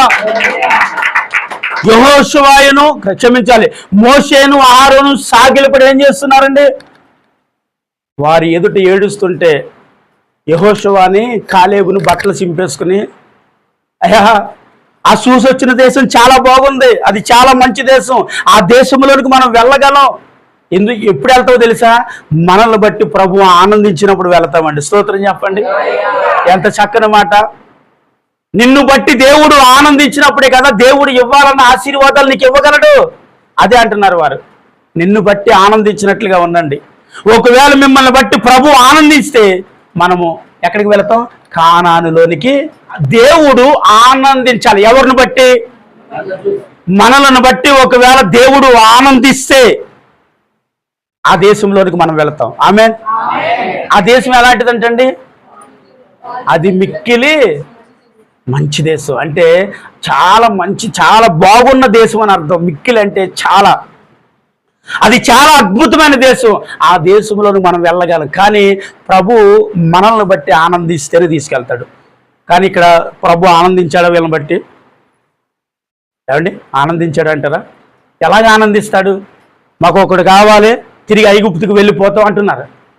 కాబట్టి దేవుడు వీరిని బట్టి ఆనందించాడంటారా? ఆనందించలేదు. దేవుడు ఆనందించే మాట అక్కడ వారికి కనిపించింది అంటారా? ఎవరికి? దేవుడికి. వద్దండి, మేము తిరిగి వెళ్ళిపోతాం, మాకు ఒక యజమాని కావాలి. మళ్ళీ ఇప్పుడు వరకు నడిపించిన మోషే వీరికి అవసరం లేదు, ఆహారోని వీరికి అవసరం లేదు. కానీ మళ్ళీ ఐగుప్తు నడిపించడానికి వేరే మనిషి మాకు కావాలి. తిరిగి మీ లోకానికి వెళ్ళిపోవడానికి ఒకరు కావాలి. నేను అంటాను, లోకంలో తీసుకెళ్ళడానికి ఎవడ అవసరం లేదండి. ఒక ఆలోచన నువ్వు మార్చేసుకుంటే చాలు, టప్పని పడిపోతావు, అంతే వెళ్ళిపోతాం. నీ ఆలోచన మార్చేసుకున్నావు. ఇక్కడ నీ ఆలోచన మార్చేసుకున్నావు కాబట్టి నాకు యజమాని కావాలి. ఆ యజమాని ఎవడంటే, ఆ యజమానుడు ఎక్కడున్నాడంటే, ఆ యజమానుడు ఉంటేనే మనం ఎక్కడికి వెళ్ళగలం? లోకంలోకి వెళ్ళగలం. నేను అంటాను, యజమానుడు సాతాను గాడు. ఆ సాతాను గాడిని మీరు ఏర్పాటు చేసుకుంటే ఎక్కడ తీసుకెళ్తాడంటే మళ్ళీ ఐగుప్తు దేశానికి ఖచ్చితంగా తీసుకెళ్తాడు. ఎందుకు తీసుకెళ్ళండి? వాడికి అదే కదా కావాలి. నువ్వు బానిసగా బ్రతకడం కావాలి, నువ్వు శ్రమలలో ఉండటం కావాలి, నువ్వు వ్యాధితో కృంగిపోతాం కావాలి, నువ్వు సమస్యలతో పీడింపబోయి నలిగిపోతూ ఉంటే, దేవుని దూషిస్తూ ఉంటే, దేవుని తిడుతూ ఉంటే వాడు చూసి ఆనందించేవాడే కదా సాతాను. ఎవరిని చూసి చెప్పండి? దేవుని నువ్వు దూషిస్తూ ఉంటే చూసి ఆనందించేవాడు వీడేనండి. అందును బట్టే ఇప్పుడు వీడిని ఏర్పాటు చేసుకుంటున్నారు. వీరు తిరిగి ఎక్కడికి వెళ్ళిపోవాలని? ఐగుప్తుకు వెళ్ళిపోవాలి. మాకు ఆ బానిస బ్రతుకే బాగుంది, మేము అక్కడే ఉంటాం, మేము అదే తింటాం, వాళ్ళు పెట్టేదే తింటాం, ఆ బానిసత్వంలో బ్రతుకుతాం, తిరిగి వెళ్ళిపోతాం. ఇదేంటండి? అక్కడ ఐగుప్తులో సావడానికి లేకుండా చేశారు, ఇక్కడేమో అరణ్యంలో సావడానికి లేకుండా చేశారు. తీసుకెళ్ళి వాళ్ళ కత్తిలకి, వాళ్ళ చేతులకి అప్పగిచ్చేస్తారా ఏంటి? చూసారండి? దేవుడు అప్పగించడానిక ఇన్ని సంవత్సరాలు ఇంత ప్రయాణం నీతో దేవుడు చేపిస్తా. దేవుడు సాతాను చేతికి తీసుకెళ్ళి అప్పగించేశారు. ఏసిరా అంటాడా? ఏసేమంటే ఎర్ర సముద్రంలో కలిపేద్దు. ఐగుప్తు దేశం నుండి తీసుకొచ్చి ఈ మధ్యలో ఎన్నో కార్యాలు ప్రభు చేస్తున్నాడు. ఒక కార్యం నీ జీవితంలో జరగకపోతే చచ్చిపోయింది ప్రజలందరూ. నీళ్ళు ఇవ్వకపోయినా చచ్చిపోయిండేవారు అంటారా? ఏమండి? నీళ్ళు ఇవ్వకపోతే చచ్చిపోరండి. మనిషి ఆహారం కూడా అక్కర్లేదు. నీళ్ళు లేకపోయినా మనిషి చచ్చిపోతాడు, ఆహారం లేకపోయినా మనిషి చచ్చిపోతాడు, దేవుడి మాట లేకపోయినా మనిషి చచ్చిపోతాడు. ఏది లేకపోయినా వీరికి ప్రోత్సాహకరమైనది కావాలని ఏది లేకపోయినా ఒక మనిషి అంటే మరి ఇప్పుడు వరకు దేవుడు నుంచి వారిని తీసుకుని వస్తే వారు అంటున్నారు మేము వెళ్ళిపోతాం అంటున్నారు. వీరు అంటే ఈ బాధలన్నీ దేవుడు చూసే వీరిని ఏం చేశారంటే రక్షించాడు. ఆ బాధ నువ్వు పడద్దు బిడ్డ, ఈ బానిసత్వం నీకు వద్దు, నీకు నెమ్మది కావాలి, నీకు శాంతి కావాలి, నీకు సమాధానం కావాలి, నువ్వు ఆశీర్వాదంతో నువ్వు ఉండాలి. ఉంటే ఎవరికి మహిమ అనుకున్నాడు ఆయన. అనుకుని ఆ ఇశ్రాయేలు ప్రజలు విడిపించి తీసుకొచ్చాడు. ఇక్కడ ఉన్న నిన్ను నన్ను దేవుడు అంతగా విడిపించాడు. అంటే నిన్ను బట్టి దేవుడి నామం ఏం చేయబడాలి? ఇప్పుడు చెప్పాలి, నన్ను బట్టి దేవుడి నామమునకు మహిమ కలుగునుగాక. హల్లెలూయా. దేవుడి నామమునకు మహిమ కలిగిన జీవితం మీకు కావాలండి. నిన్ను బట్టి దేవుడిని అవమానకరంగా కనిపించకూడదు. అంటే దేవుడు వాక్యంలో మాట ఉంటుంది, నిన్ను బట్టి అన్యజనుల మధ్య నా నామము దూషణ పాలైపోతుంది. చూసారండి దేవుడు ఎంత బాధపడుతున్నాడో? ఎవరు ఎదుట? లోకములో ఉన్నవారు ఎదుట దేవుడు నామం దూషణ పాలు అవుతుందంట. అవటానికి కారణం నువ్వే అంటున్నాడు. ఆయన అంత డైరెక్ట్ గా మనతో మాట్లాడుతున్నప్పుడు మనకేమనిపించాలి? అప్పుడు వద్దయా, నన్ను బట్టి నీకు అవమానం రాకూడదు, రానివ్వను అన్న వాళ్ళు ఉన్నారండి. ఇక్కడ ఇద్దరు కనిపిస్తున్నారు అంతే. దేవునికి స్తోత్రం అని చెప్పండి. హల్లెలూయా. వారు అంటున్నారు బట్టలు చింపేసుకుని, అయ్యో వద్దు, అది మంచి మిక్కిలి దేశము, బలమైన దేశమే, అది బలవంతులు ఉండొచ్చు, కానీ అక్కడ మన పక్షమున యుద్ధము చేయబడి ఉన్నాడు. స్తోత్రం చెప్పి చబడబడాలని. హల్లెలూయా. మన పక్షాన్ని ఎవరున్నారు? యుద్ధం చేసేవాడు ఉన్నాడు. మనం కాదు యుద్ధం చేసేది, ఆయన యుద్ధము చేసి ఆ కానాను దేశంలోకి మనం నడిపిస్తారు అన్నారండి వీరు. ఇప్పుడు దేవుడు వీరిని బట్టి ఆనందించాడా, లేకపోతే వద్దండి తిరిగి వెళ్ళిపోతున్న వారిని బట్టి ఆనందించాడా? ఎందుకంటే వారిని బట్టి దేవునికి ఏం కలిగింది? ఇప్పుడు ఆనందం కలిగిందండి. అక్కడ రాయబడింది కదా, సంతోషం కలిగింది. ఆయన అన్నాడు, ఎవరిని బట్టి సంతోషం కలుగుతుందో వారిని దేవుడి రాజ్యమునకు తీసుకువెళ్తాడు. ఇప్పుడు ఇక్కడున్న మనందరిలో దేవుణ్ణి సంతోషపరిచేవారుగా ఉన్నామంటారా? ఉండాలి. దేవుణ్ణి సంతోషపరిచే వ్యక్తిగా ఉంటే అక్కడ రాయబడే లేఖనము అదే నెరవేర్పు. ఆమె ఎందుకంటే నిన్ను బట్టి దేవుడు ఒకవేళ ఆనందిస్తే నిన్ను ఎక్కడ తీసుకెళ్తానన్నారు? ఐగుప్తులో నుంచి ఎక్కడ తీసుకొస్తాడండి? కానాన్లో తీసుకెళ్తానన్నాడు. అంటే ఇప్పుడు నీ వ్యక్తిగతమైన అనుభవం, నీ ప్రార్థన జీవితమో, లేకపోతే నీ యొక్క విశ్వాసపు జీవితమో ఏదో దేవుడికి సంతోషాన్ని పుట్టిస్తే ఆయన నిన్ను ఎక్కడికి చేర్చాలనుకుని అక్కడికి చేరుస్తాడు. ఆమెన్ చెప్పండి. ఆమెన్. హల్లెలూయా. అంటే నేను ఎక్కడికి చేరాలనుకుంటున్నాను అంటే, ఇప్పుడు నువ్వు ఎక్కడున్నావో నాకు తెలియదు. ఇప్పుడు మీరు ఎక్కడ ప్రయాణం చేస్తున్నా నాకు తెలియదు. ఎవరికి తెలుసు? ఇప్పుడు ఆయనకి తెలుసు. కాబట్టి ఆయన ఏం చేశాడంటే నిన్ను పట్టుకున్నాడు, తీసుకొచ్చాడు, కూర్చున్నబెట్టాడు. ఆయన మాటలు మీకు ప్రచురపరచుచున్నాడు. వినమంటున్నాడు, విన్న వాటిని బట్టి నడవమంటున్నాడు, నడిచిన వాటిని బట్టి ఆయనకి మహిమకరంగా జీవించమన్నాడు. జీవిస్తే ఆయన ఇచ్చే ఆశీర్వాదాలు నీ ఇంట్లోకి వస్తాయి అంటున్నాడు. అంతే. ఆమేన్. హల్లెలూయా. చెప్పండి, దేవుడిచ్చే ఆశీర్వాదాలు మన ఇంటిలోకి రావాలి అంటే ఏం చేయాలి? ఇప్పుడు నన్ను బట్టి నా ప్రభు ఆనందించాలండి. ఆమేన్. హల్లెలూయా. నిన్ను బట్టి ఒకవేళ దేవుడు ఆనందిస్తే ఎక్కడికి వెళ్తాం అన్నాడు? నడిపిస్తాడంతే. ఆమేన్. హల్లెలూయా. నిన్ను నడిపిస్తాడు. నడిపించబడటానికి ఆయన నిలవబెట్టిన నాయకులు ఉన్నారు అక్కడ. వారి పక్షమున నిలవబడి ఆయన యుద్ధం చేసుకుంటూ తీసుకెళ్తున్నాడు. అంటే ముందు ఇప్పుడు ఎవరు నడుస్తున్నారు చెప్పండి? ఇప్పుడు కాదండి, ఆయనే నడుస్తున్నాడు అంతే. హల్లెలూయా. ముందు నడిచేది ఎవరంటే ఆయన, ప్రభు నడుస్తున్నారు వారి ముందు. కాబట్టి యుద్ధం ఆయన చేసేస్తున్నాడు. ఎలా చేయట్లే? చేస్తున్నాడు అంటారా? చేయట్లేదు. యుద్ధం చేసేది ఆయనే. అందుకే దావీదు మాట అంటాడు, యుద్ధము యెహోవాదని అంటాడు. ఆమె చెప్పండి. హల్లెలూయా. యుద్ధము ఎవరు చేశారంట? ఆ మాట ఒప్పుకున్నవాడు దావీదు గారు ఒప్పుకున్నాడు ఇక్కడ. కానీ ఇశ్రాయేల్ ఒప్పుకున్నట్లేదేంటండి? ఇశ్రాయేల్ అనట్లేదేంటి? మన పక్షమున దేవుడు ఉన్నాడు, మన పక్షమున యుద్ధం చేస్తాడు, మన పక్షమున ఆయన నిలవబడ్డాడు. కాబట్టి వారిని జయించడం మనకేటండి? దేవునికి సాధ్యము. ఆమేన్. అది మనకు అసాధ్యమే. ఎందుకంటే మనం మనుషులు కాబట్టి ఒకవేళ నీకు అసాధ్యమే. కానీ నువ్వు నమ్మిన దేవునికి అసాధ్యమైనది ఏది? సమస్తమును ఆయనకి సాధ్యమే. చప్పట్లు కొడదామండి. ఆయనకి సమస్తములు ఏంటంటే సాధ్యమే. ఒకసారి 8వ వచనాన్ని చదువుదాం ఇప్పుడు.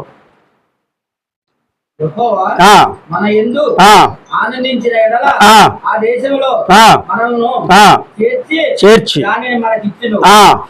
అది పాలు తేనెలు ప్రవసింపు దేశము మెట్టుకు మీరు యెహోవా మీద తిరగబడకుడి, ఆ దేశ ప్రజలకు భయపడకుడి, వారు మనకు ఆహారములు. చప్పట్లు పెట్టండి. ఏమంటున్నాడు ఇప్పుడు ఇక్కడ? మీరేం భయపడొద్దు, ఎందుకంటే ఆ దేశ ప్రజలు మనకు ఆహారం అయిపోతారంట. స్తోత్రం చెప్పండి. బాబు ఎంత విశ్వాసం అండి వీరికి. వారు ఉన్నత దేహులు, బలవంతులను రాయబడి ఉంది. వారిని చూసి వీరు అంటున్న మాట ఏంటంటే వారు మనకు ఆహారం అయిపోతారు. వారు ఇది ఎంతో విశ్వాసం ఉంటేనే కానీ మాట చెప్పగలమంటారండి. అంటే వారికి మన ఆహారం అవటం అంటే ఆ శత్రుని మన చేతులకి దేవుడు అప్పగించేస్తాడు. ఆమె. ఇప్పుడు ఈ లోకములో ఇంతవరకు మనం బ్రతికి శత్రువును జయించలేక చాలా భయంకరమైన బానిసత్వంలో బ్రతికం. ఆ బానిసత్వంలో బ్రతుకుతుంటే నిన్ను చూడలేక దేవాది దేవుడే ఎవరి ద్వారా వచ్చిందో తెలియదు, నీకు సువార్త వచ్చింది. ఆ సువార్తను విన్నారు, మారారు, మార్పు చెందారు, మారు మనసు పొందారు, రక్షణ పొందారు. ఇప్పుడు రక్షణ పొందిన మీరు, ఇక్కడ ఉన్న మనందరము దేవుణ్ణి దినదినమును సంతోషపరచాలి. ఇప్పుడు ఇంతవరకు ఒకప్పుడు ఎవరిని సంతోషపరిచి ఉంటారు మీరు? లోకములో ఉన్నవారిని సంతోషపరిచాము, లోకములోనే మనమే సంతోషపరుచుకున్నాం. అవునంటారా కాదా?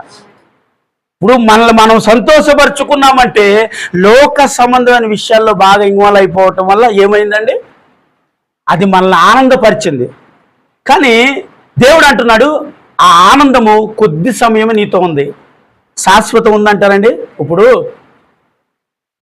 మామూలుగా చెప్పుకుందాం, ఇప్పుడు జబర్దస్తి ప్రోగ్రాం అని అవన్నీ ఇవన్నీ ఎన్నో నవ్వుకునే ప్రోగ్రామ్స్ చాలా వస్తున్నాయి టీవీల్లో మనం చూస్తూ అంటే నేను అలాంటివి చూడట్లేదులేండి, ఎప్పుడు మానేశాను. ఒకప్పుడు చూసేవాడిని. ఇప్పుడు ఆ ప్రోగ్రాలు చూసేది ఎలా ఉంటుందంటే, వారు అన్ని తిట్టులు బూతులు ఉంటాయి.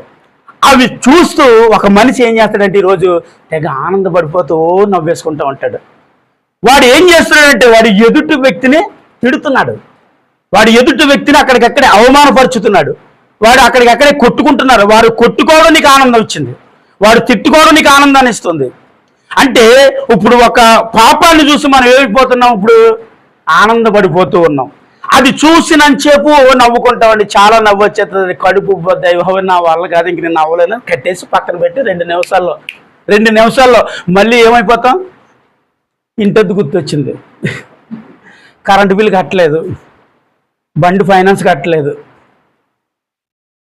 చెప్పండి, ఇంట్లో పరిస్థితులు గుర్తొచ్చేస్తే మళ్ళీ దుఃఖమా లేకపోతే సంతోషం వచ్చేద్దా?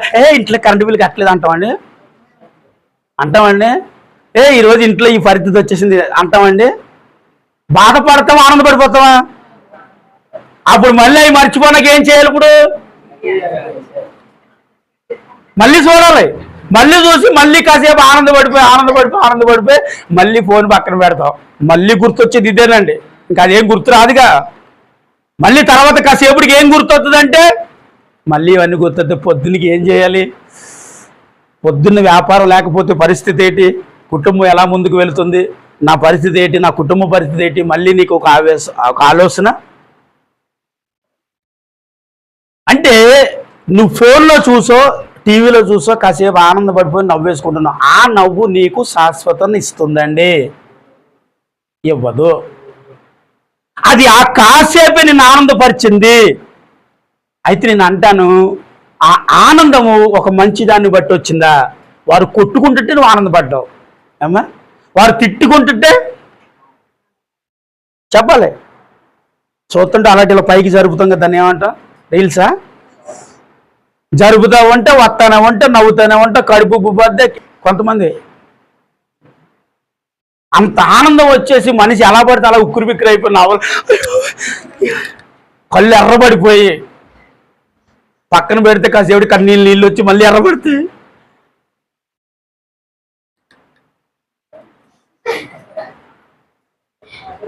అంటే మనం భౌతిక సంబంధమైన చూసి ఆ కాసేపు ఆనందపడతాం, తర్వాత దుఃఖమేనండి మనకి. అదే ప్రభుతో ఉంటే, ప్రభు చెప్పేది మనం వింటూ, ప్రభు చేసేది మన జీవితంలో చేసుకుంటూ మనం ముందుకు వెళితే దినదినము నీ నోటికి ఆయన నీకు నవ్వును ఇస్తాను అన్నాడు. ఒకవేళ ఒక ఉదయం మొదలుకొని సాయంకాలం వరకు నీకు ఏడుపు వచ్చిందంట, అది సాయంకాలం మరలా నీ నోటికి ఏమి ఇస్తానని తెలిసే వాక్యము, నవ్వునే ఇస్తాను. ఆమేన్, హల్లెలూయా. అంటే ప్రభువులో ఏముందండి? ఆనందం ఉంది, ప్రభువులో ఏముంది? సంతోషం ఉంది, ప్రభువులో ఏముంది? మన బాధను పంచుకునే ఒక వ్యక్తి ఉన్నారండి. ఆమేన్ చెప్పండి. ఆమేన్. నీకు ఏదో బాధ వచ్చింది, భారం వచ్చింది, ఆవేశం వచ్చింది, ఆవేదన వచ్చింది, కష్టం వచ్చింది, దాన్ని చెప్పుకోవడానికి నీకు ఎవరున్నారు? నీ తల్లిదండ్రులు సరైన వాడు కాదండి, చెప్పుకోగలవా? నీ మాట ఎందరో. నీ భర్త సరైన వాడు కాదు, చెప్పుకోగలవా? నీ భార్య సరైనది కాదు, నీ మాట ఎందరో, నువ్వు చెప్పుకోగలవా? నీ బిడ్డలు నీ మాట వినట్లేదు, అయ్యా పరిస్థితి ఇది రాని ఒక తండ్రిగా నువ్వు చెప్పుకోవాలని ఆశ ఉంది, చెప్పుకోగలవా? చెప్పుకోవడానికి ఇప్పుడు ఎవరున్నారు? ఎవరు లేరు. ఎవ్వరూ లేని నీ జీవితంలోనికి యేసయ్య వచ్చాడండి. ఆమెను చెప్పండి. యేసయ్య వచ్చాడు. ఇప్పుడు యేసయ్యకి నువ్వు చెప్పగలవు, అయ్యా ఈ బాధలో నేనున్నాను, ఈ ఆనందంలో నేనున్నాను. నాకపోతే ఈ శ్రమ నా జీవితంలోకి వచ్చింది, ఈ వ్యాధి నాకు వచ్చింది, ఈ బాధ నాకు వచ్చింది, ఈ కష్టం నాకు వచ్చింది, ఈ సంతోషం ఈ రోజు నాకు వచ్చిందయ్యా అని చెప్పుకోవడానికి ఒక వ్యక్తి ఉన్నారండి మనకి. ఆమె చెప్పాలి. హల్లెలూయా. ఒక వ్యక్తి ఉన్నారు చెప్పుకోవడానికి. చెబితే వినేవారైనా, చెబితే నీ ప్రాబ్లం నుండి విడిపించేవారు, తప్పించేవారు ఆయన ఒక్కడే. చప్పట్లు కొట్టండి అందరూ. మనకి ఎవరో ఉన్నారండి చెప్పుకుంటానండి, నాకు వాళ్ళ తప్ప ఎవరు లేరండి అని అంటాం. వాళ్ళు ఒకరోజు నువ్వు చెప్పేది కూడా వినరు, వినటానికి కూడా రారు వారు. ఎందుకంటే అవి బాబు యోబు జీవితాన్ని మనం పరీక్షించి ఒకసారి ముందుకు వెళితే యోబు జీవితంలో తన స్నేహితులు తనకిచ్చిన విలువ అంతా ఇంత కాదు. యోబు నువ్వు ఏది చెబితే అది కరెక్ట్ అన్నారు వారు. యోబు అన్ని కోల్పోయిన తర్వాత వచ్చి ముక్కు మూసుకుని యోబుకు ఉంగరం తీసి ఇచ్చి తాకట్టు పెట్టుకు బతకరా నువ్వు అని చెప్పే పరిస్థితి యోబు జీవితంలో కనిపించింది. యోబుకి సహకరించేవాడు లేడు. యోబుకు ఒక మాట కూడా ఏం కాదు, దేవుడు మరలా నిన్ను బాగు చేస్తాడు, దేవుడు మరలా నిన్ను దీవిస్తాడు యోబు అని వాదార్పు కలిగించే మాట యోబుకు చెప్పుడు ఒక్కడు రాలేదండి అక్కడికి. ఒక్కడు. తన స్నేహితుల మాటలు కూడా యోబుని ఏమిచ్చిందంట? దుఃఖాన్ని కలిగజేసిందంట అండి. చెప్పండి, స్నేహితులు అనేవాడు దుఃఖాన్ని తీర్చగలిగాడా యోబుకి? నీ తల్లి నీ దుఃఖాన్ని తీర్చగలిగిందా? నీ తండ్రి నీ దుఃఖాన్ని తీర్చగలిగాడా? నీ భర్త నీ దుఃఖాన్ని తీర్చగలిగాడా? నీ భార్య నీ దుఃఖమును తీర్చగలిగిందా? నీ దుఃఖాన్ని తీర్చడానికి అంటే నీ బాధను వినేవారు ఒకరు ఉన్నారండి, నీ ఆవేదన చూసేవారు ఒకరు ఉన్నారండి, నువ్వు ఏడుస్తుంటే నీ ఎదుట కూర్చుని ఏడ్చేవాడు కూడా ఒకరు ఉన్నారండి. నువ్వు ఏడిస్తే ఆయన కూడా ఏడ్చేవాడే. ఎందుకంటే స్తెఫనును రాళ్లతో కొడుతున్నప్పుడు దేవుడు చూసి తన సింహాసనం నుంచి లేచి నిలవబడ్డాడని స్తెఫనే సాక్షి ఇస్తాడు. తన బిడ్డలుగా పిలువబడిన మనము బాధలో ఉంటే చూసి ఆనందించేవారు ప్రభువే కాదు, ప్రభు కాదు.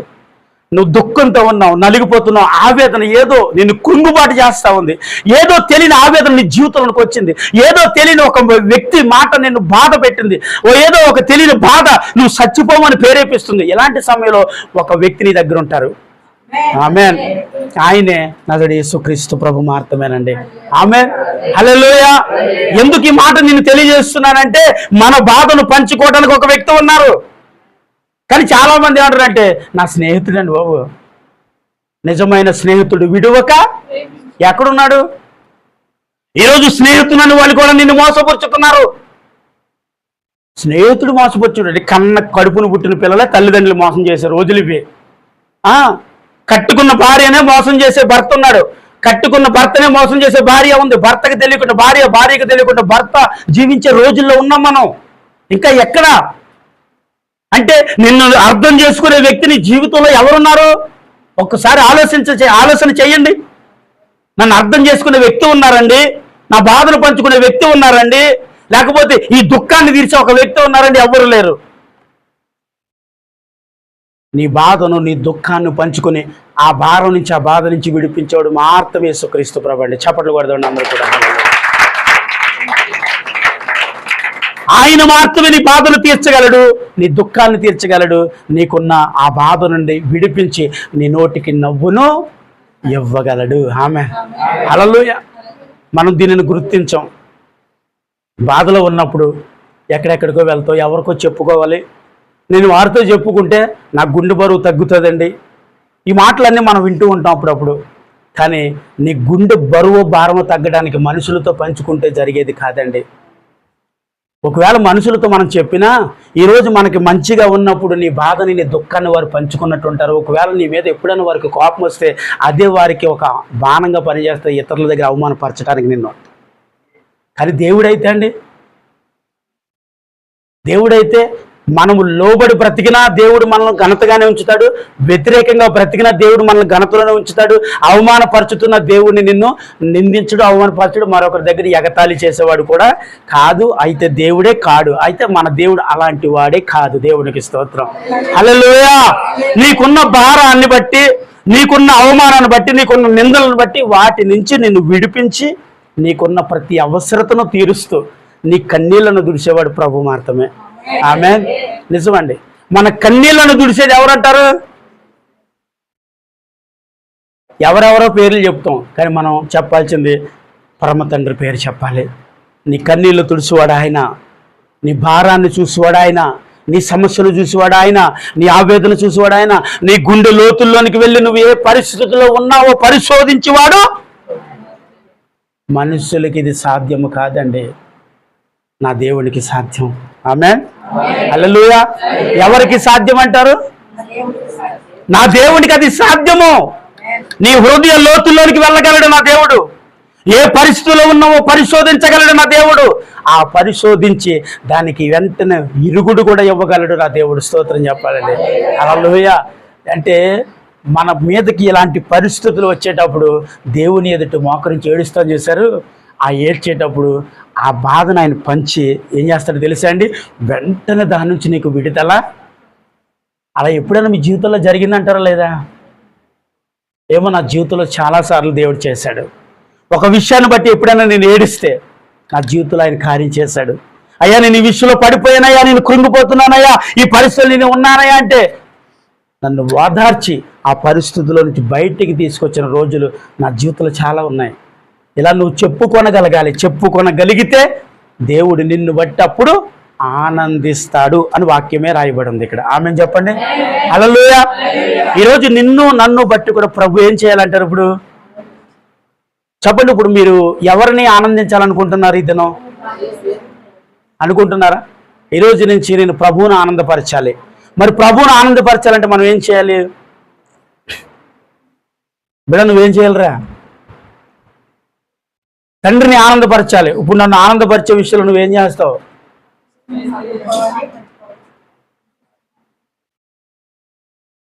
కొంత గట్టిగా చెప్పు.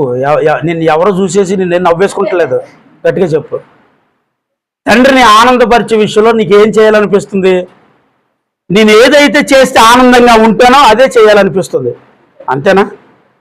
అప్పుడు నా బిడ్డ ఏదైతే చేస్తుంటే నేను ఆనందపడుతానో అదే వాడు చేస్తూ ఉంటే నాకు ఎలా ఉంటుంది? అదే నాకు దుఃఖాన్ని కలగజేసే పని నా కుమారుడు చేస్తూ ఉంటే నాకు ఎలా ఉంటుంది? వాడికి ఏదన్నా చెయ్యాలన్నా ఇలా అల్లరితనంగా సిల్లరితనంగా ఉంటుంటే చిచ్చి ఇలాంటి వాడికి చేయటం ఏంటి, చేద్దాం, కంగారు లేదు, వాడి బుద్ధి మారనే, వాడి స్థితి మారనే, వాడి ఆలోచన మారనే అని ఒక తండ్రిగా నాకు అనిపిస్తుంది. మరి నా దేవుడికి ఏమనిపిస్తుందండి? నీ వల్ల దేవుడికి దుఃఖము కలగకుండానట్లుగా నీ జీవితం అనుదినమును యేసయ్య ఎదుట కనిపిస్తే ప్రభు నిన్ను చూసి ఆనందపడుతూ అడగక మునిపే నీ అవసరతలు అక్కర్లు తీర్చేవాడు. చప్పట్లు కొట్టినప్పుడు అందరూ కలిసి అడగక మునిపే చేసేస్తారంటే ఇంకా ఎందుకని? నీ నడవడిక తండ్రి దగ్గర ఎలా ఉంది? ఇప్పుడు ఆయనకి ఆనందానికి పుట్టిస్తుందండి, ఆయనకి సంతోషాన్ని పుట్టిస్తూ ఉంది. అంటే నీ ప్రవర్తన, నీ ఆలోచన, నీ తలాంతులు ఇవన్నీ కూడా దేవునికి సంతోషము కలిగించడానికి ఎలా ఉండాలో అలా మనము కానీ ఒకవేళ ఉంటే ఈ ఉన్నత దేహులను పిలువబడుతున్న ఈ శత్రుని నీ చేతులకి అప్పగిస్తాడు. చప్పట్లు కొట్టండి మరొకసారి. హల్లెలూయా. వీరు బలవంతులే కాదనట్లేదు, అలా అంటున్నారు. బలవంతులే, వారు ఉన్నత దేహులే, కానీ వారిని ఓడించి ఆ దేశంలోకి మనం తీసుకెళ్తాడు. ఆమేన్ చెప్పండి. ఆమేన్. ఇంకా కిందకి వెళ్ళి ఇంక చిన్న మాట చదివి, ఎన్నాళ్ళ వరకు ఈ ప్రజలు నన్ను అలక్ష్యము చేయుదురు? ఎన్నాళ్ళ వరకు నేను వారి మధ్యన చేసిన సూచక్రియలన్నిటిని చూసి నన్ను నమ్మక ఉంచి నమ్మలేదని అడుగుతున్నాడు. హల్లెలూయా. చూసారండి, ఎన్నాళ్ళు ఈ ప్రజలు నేను చేసిన సూచక్రియలు చూస్తున్నారు కదా, ఎన్నాళ్ళు అయినను ఇంకా వీరు నన్ను ఏం చేస్తున్నారు? ఇప్పుడు మనం చేయాల్సింది ఏంటండి? నమ్మాల వద్దా? అంటే నమ్మటం అంటే ఒకటి, నమ్మకూడదు. నమ్మటం అంటే ఇప్పుడు నేను అన్నాను కదా, ఇప్పుడు నీకు కన్నీళ్ళు వచ్చింది, నీకు దుఃఖం వచ్చింది, బాధ వచ్చిందని కదా, ఆ బాధను తీర్చాలంటే నువ్వు నమ్మాలి మొట్టమొదటిగా. ఎవరిని అంటే నాకు ఒక దేవుడు ఉన్నాడండి, నేను ఏడిస్తే ఆయన చూడలేడు, బాధపడితే చూడలేడు, నేను ప్రార్థిస్తే చాలండి ఆయన ఆత్మ నా మీదకి దిగి వస్తుందని అంటాం. అంటే ఆయన ఆత్మ నీ మీదకి రావటం అంటే ఆయన నీతో పాటు కూడా ఆయన ఏం చేస్తున్నాడంటే దుఃఖపడుతున్నాడు. విజ్ఞాపన అనే ఆత్మ ఆయన నీ మీద ఉంచాడు కదా, అందుని బట్టి నువ్వు ఏడుస్తూ కన్నీరు విడిచి ప్రార్థన చేస్తే నీ సమస్యను ఆయన చూసి ఆ సమస్య నుంచి నేను విడిపించడానికి ఏం చేశారంటే ప్రభు చెప్పండి, నీ దగ్గరికి వచ్చి నీ కన్నీళ్ళను తుడిచాడు. ఆమె చెప్పండి. హల్లెలూయా. ఇప్పుడు నీ కన్నీళ్ళు తుడిచేవారు ఎవరంటారు? ఇప్పుడు ఎవరి వల్ల సాధ్యము కాదు మన కన్నీళ్ళు తొడవటం. అయ్యి అబ్బాయి లేదన్నా అప్పుడప్పుడు మా ఆయన చాలాసార్లు తుడిచాడు అంటారు. అమ్మ మరియమ్మ గారు ఎప్పుడన్నా తుడిచారా? అంటే మీకు ఎప్పుడన్నా కన్నీళ్ళు వస్తే తుడిచారా? తుడిచి మళ్ళీ అప్పుడప్పుడు తెప్పారా లేదండి? మామూలుగా అండి చూసారండి, తెప్పేశారండి. మరి దేవుడు అసలు ఆ కన్నీళ్ళు రానివాడు నీకు. స్తోత్రం చెప్పండి. అసలు ఆ కన్నీళ్ళు రానివాడు నీకు. అంటే కన్నీళ్ళు అంటే ఆనందంతో, ఒకవేళ నీకు కన్నీళ్ళు రాక దుఃఖంతో కన్నీళ్ళు రాకుండానే నిన్ను ఆయన అంటున్నాడు, చేతుల మీద ఏం చేస్తాను, ఎత్తు పట్టుకుంటాను అన్నాడు. ఆమేన్. ఇంక నిన్ను ఎత్తు పట్టుకుంటే ఇంక నీకు కన్నీళ్ళు ఎందుకు? ఈ ప్రజలు వారు దేవుని దుఃఖపరిచారు కాబట్టి వారు దేవుని రాజ్యంలోనికి వారు ఏం చేయలేకపోయారంటే ప్రవేశింపలేకపోయారని వాక్యం చలవిస్తుంది. ఒకసారి 38 చదివండి. 38 అదే అధ్యాయము 38వ వచనం అండి. అయితే ఆ దేశమును సంచరించి చూసిన మనుషులలో నూను కుమారుడగు యెహోషువ కాలేబును బ్రతికిరి. అంతేనండి. దేవునికి స్తోత్రం. చూసారండి, ఎందుకంటే వీరికి విశ్వాసం ఉంది. ఏమని విశ్వాసం? వారు బలవంతులైనా సరే వాళ్ళని పడగొట్టి జయమిచ్చి మనల్ని అక్కడికి తీసుకెళ్తాడని అన్నారు కాబట్టి వారి మాత్రం బ్రతికి సమీపించిరి. ఆమేన్. హల్లెలూయా. కాబట్టి ఇప్పుడు నీ జీవితం ఇంకెవరి చేతిలో ఉంది? ఇప్పుడు దేవుడి చేతిలో ఎందుకు ఉంది? నీ చేతిలోనే ఉంది. ఇప్పుడు మన అంత దేవుడి చిత్తం అండి, అంత దేవుడి చేతి ఏం కాదు. ఇప్పుడు నీ జీవితం నీ చేతిలోనే ఉంది. ఇప్పుడు చెప్పండి, ఇప్పుడు మీరు దేవుని దుఃఖపరిచేవారుగా ఉన్నారనుకో, దేవుడు మిమ్మల్ని విడనాడివాడిగా ఉంటాడు. దేవుని సంతోషపరిచారనుకో, ఆశీర్వాదాలు ఇచ్చి నిన్ను ఒక ఘనమైన కోట మీద నిలబెట్టేవాడిగా ఉన్నాడు. ఇప్పుడు నీ జీవితం ఎవరి చేతిలో ఉందే? ఇప్పుడు అంటే మన జీవితం ఇప్పుడు మన చేతుల్లోనే ఉంది. అంటే మనము చేయాల్సినవి మనం కొన్ని చేయమండి, చేయక దీనిని దేవుడి మీద మనం రుద్దుతాం వల్ల అది అంటున్నాడు, అది నాకు అవమానం అని ప్రభు అంటున్నాడు. కాబట్టి ఇప్పుడు నీ జీవితం నీకు అప్పగించాను. ఇప్పుడు నువ్వు ఒక బలమైన వ్యక్తిగా ఉండాలో, లేకపోతే బలహీనరాలుగా ఉండాలో, లోకంలో బ్రతకాలో, క్రీస్తు కొరకు బ్రతకాలో, బ్రతుకుడు క్రీస్తే సావైతే మరి లాభం అని చెప్పినట్లుగా లోకం కోసం బ్రతకాలో, లోకంలో బ్రతకాలో, ప్రభు కొరకు బ్రతకాలో, పరిశుద్ధ స్థలంలో బ్రతకాలో ఇప్పుడు తీర్మానం చేయబడి ఎవరండి?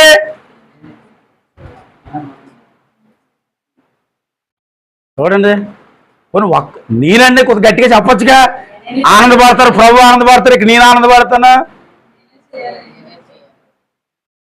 ఆగలం తీస్తుంది అమ్మ చెప్తుందని చూస్తుంటేనే చెప్పాలి. ఇప్పుడు ఏం చేస్తే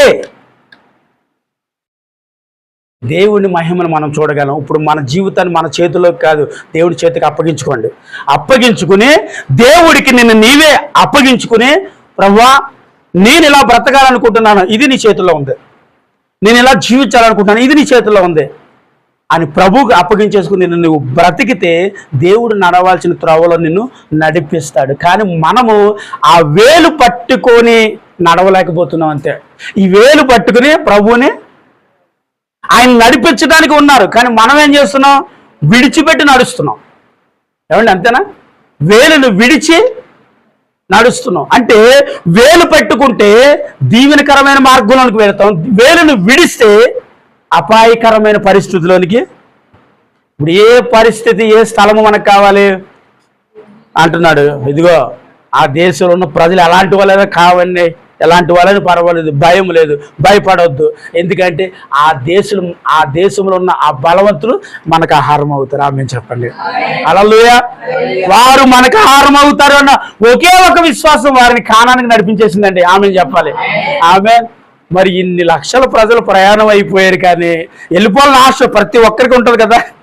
అమ్మో నేను వెళ్ళాలి, కానాన్లో ప్రవేశించాలని ప్రతి ఒక్కరికి ఆశ ఉంటుంది. ఆశ ఉంది కాబట్టి వారు ఏం చేశారండి? ప్రయాణం ఎగుప్తు నుంచి వచ్చారండి. కానీ ఆ ప్రయాణంలో ఆ ఎడారిలో దేవుణ్ణి శోధించటం వల్ల 40 రోజుల్లో ఎక్కడికి వెళ్ళాలి? వీరు కానానికి వెళ్ళిపోవాలి. కానీ వారు 40 సంవత్సరాలు అయినా కానీ దేవుడి రాజ్యంలోనికి వెళ్ళలేదు. వారు దేవుడి రాజ్యంలోకి వెళ్ళలేదు. వెళ్ళిన వారు ఎంతమంది మనకు తెలుసు? వారు ఇద్దరే కదండి, యెహోషువ కాలేబు. వీరిద్దరే దేవుడి రాజ్యంలోనికి. మరి ఉన్న ప్రజలందరూ ఏమైపోయారండి? బాబు ఏంటండి ఇంతమందిని నడిపించారు కదా, వీరందరూ ఏమైపోయారని అడిగితే వారు అరణ్య ప్రయాణములు, వారు చేసే ప్రయాణములు దేవునికి అవిధేయతలై వ్యతిరేకతలై రాజ్యంలోనికి వారు ప్రవేశించలేకపోయినా దేవుడు అంటున్నాడు. ఆ రాజ్యంలోకి ప్రవేశించాలంటే మనము దేవుడికి సరెండర్ విధేయులైపోవాలి. అంటే నేను అంటాను ఒకటండి, ఏం కాదు, దేవుడు చేయగలడండి అనే నమ్మకం ఒక్కటి ఉండాలంతే. ఆమె ఏదైనా సరేనండి, దేవుడు చెయ్యగలడు అన్న తీర్మానం, ఒక నమ్మకం నీలో ఉండాలి. దేవుడు చెయ్యగలడు అనే నమ్మకం ఎప్పటి వరకు ఉంటుందంటారు?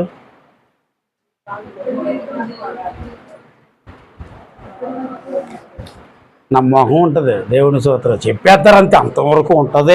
ఎక్కడ ఉంటుంది?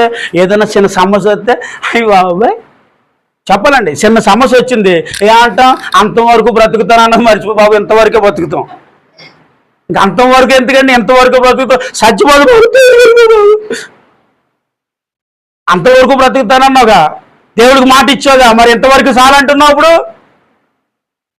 అంటే నీ ముందు ఏమి నిలుస్తుందని ఇప్పుడు అంటున్నావు మాట అండి. శ్రమను చూసి, సమస్యను చూసి, వ్యాధిని చూసి, బాధను చూసి, కష్టమును చూసి, భర్తను చూసి, భార్యను చూసి, తల్లిని చూసి, తండ్రిని చూసి, నీకున్న దుఃఖాన్ని, భారాన్ని, బాధ్యతలను చూసి అనిపిస్తూ ఉంది చచ్చిపోవాలి. మరి ఇప్పుడేమో మొన్నటిదాకా తీర్మానం ఏమని చేసుకుందామండి, అంతవరకుని. ఇప్పుడు అంతం ఎప్పుడంటే ఇప్పుడే వచ్చేస్తే బాగున్నా, అంత ఇప్పుడు ఇలా చచ్చిపోతే బాగున్నా అంటున్నావు. ఇప్పుడు అంతము వరకు అంటే సహించిన వాడు ధన్యుడని రాయబడి ఉంటుంది అక్కడ. దేన్ని సహించాలంట?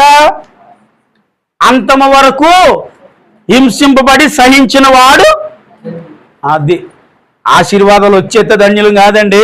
ఆశీర్వాదాలు వచ్చి మన మీద పడిపోయి మన దేవుడు దీవించేస్తే బాబు నేను నీ కొరకే బతుకుతున్నా, ఎంత గొప్ప ఆశీర్వాదమా, ఎంత గొప్ప కారు ఇచ్చావా, ఎంత గొప్ప ఇల్లు ఇచ్చావా, ఎంత గొప్ప ఇది ఇచ్చావా, అది ఇచ్చావా అంత దండం పెట్టేస్తావు. ఏమీ లేనప్పుడు పెట్టండి,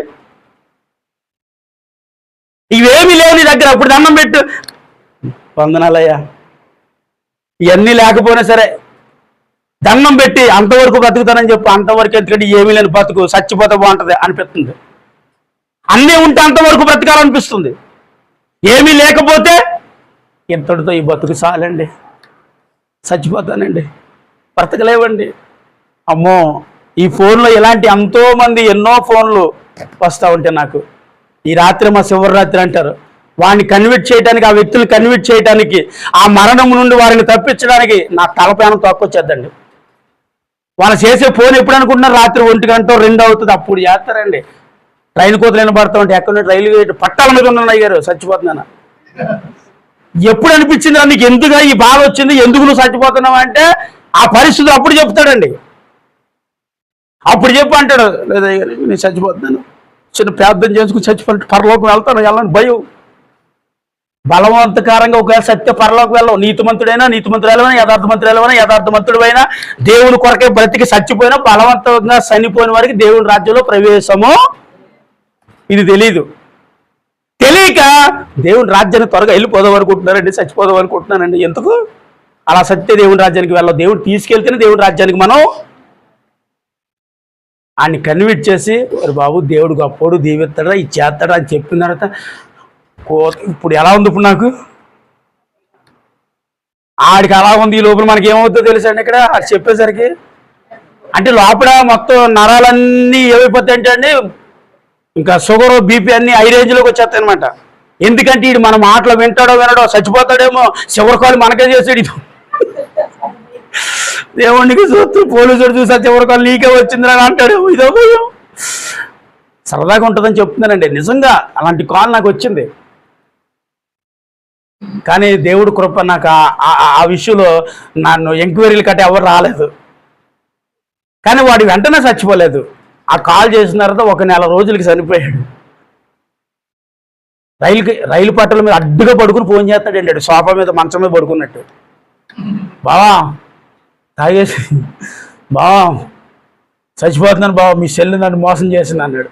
ఏమైందిరా, ఏంట్రా? ఒకప్పుడేమో వారు ప్రేమించి పెళ్లి చేసుకున్నారు, వారికి వివాహం చేసింది మేము అందరం ఫ్రెండ్స్ అందరం కలిసి పెళ్లి చేస్తాం. వాడేమో ఏమన్నా తెలుసా, మీ చెల్లి నన్ను మోసం చేసింది బాబు, చచ్చిపోతున్నాను అని చివరి కాలు చేస్తే వాడిని రక్షించడానికి ఆ రోజు చాలా సమయం పెట్టిందండి. ఇలాంటి ఎప్పుడు నా జీవితంలో ఎన్నో చూస్తూ ఉన్నాను.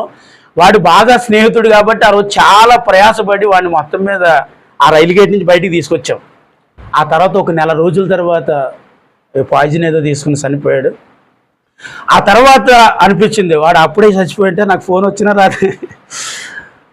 చివరి కాలు మీద ఎవరు మీరు ఎక్కడ ఎంక్వైరీలు ఉంటాయి. అంటే వీటికి భయపడాను అయ్యగారని అంటే కాదండి, మీకు సరదాగా ఉంటుందని చెబుతున్నాను అంతేకాని ఒక మనిషి చచ్చిపోతాను అని తీర్మానం చేసినప్పుడు అందులో నుంచి బయటికి తీసుకురావాలంటే ఒక మనిషికి చాలా టైం పడుతుంది. అవునండి కాదా? నేను చచ్చిపోతానని ఒక తీర్మానం చేస్తే అది అంత భయంకరమైనది. నేను అంటాను అలాంటి పేరేపనలు మన దగ్గర రాకూడదు. అది పేరేపించేది యెజుబేలు ఆత్మది. అది పేరేపిస్తుంది నువ్వు చచ్చిపోవాలంటది.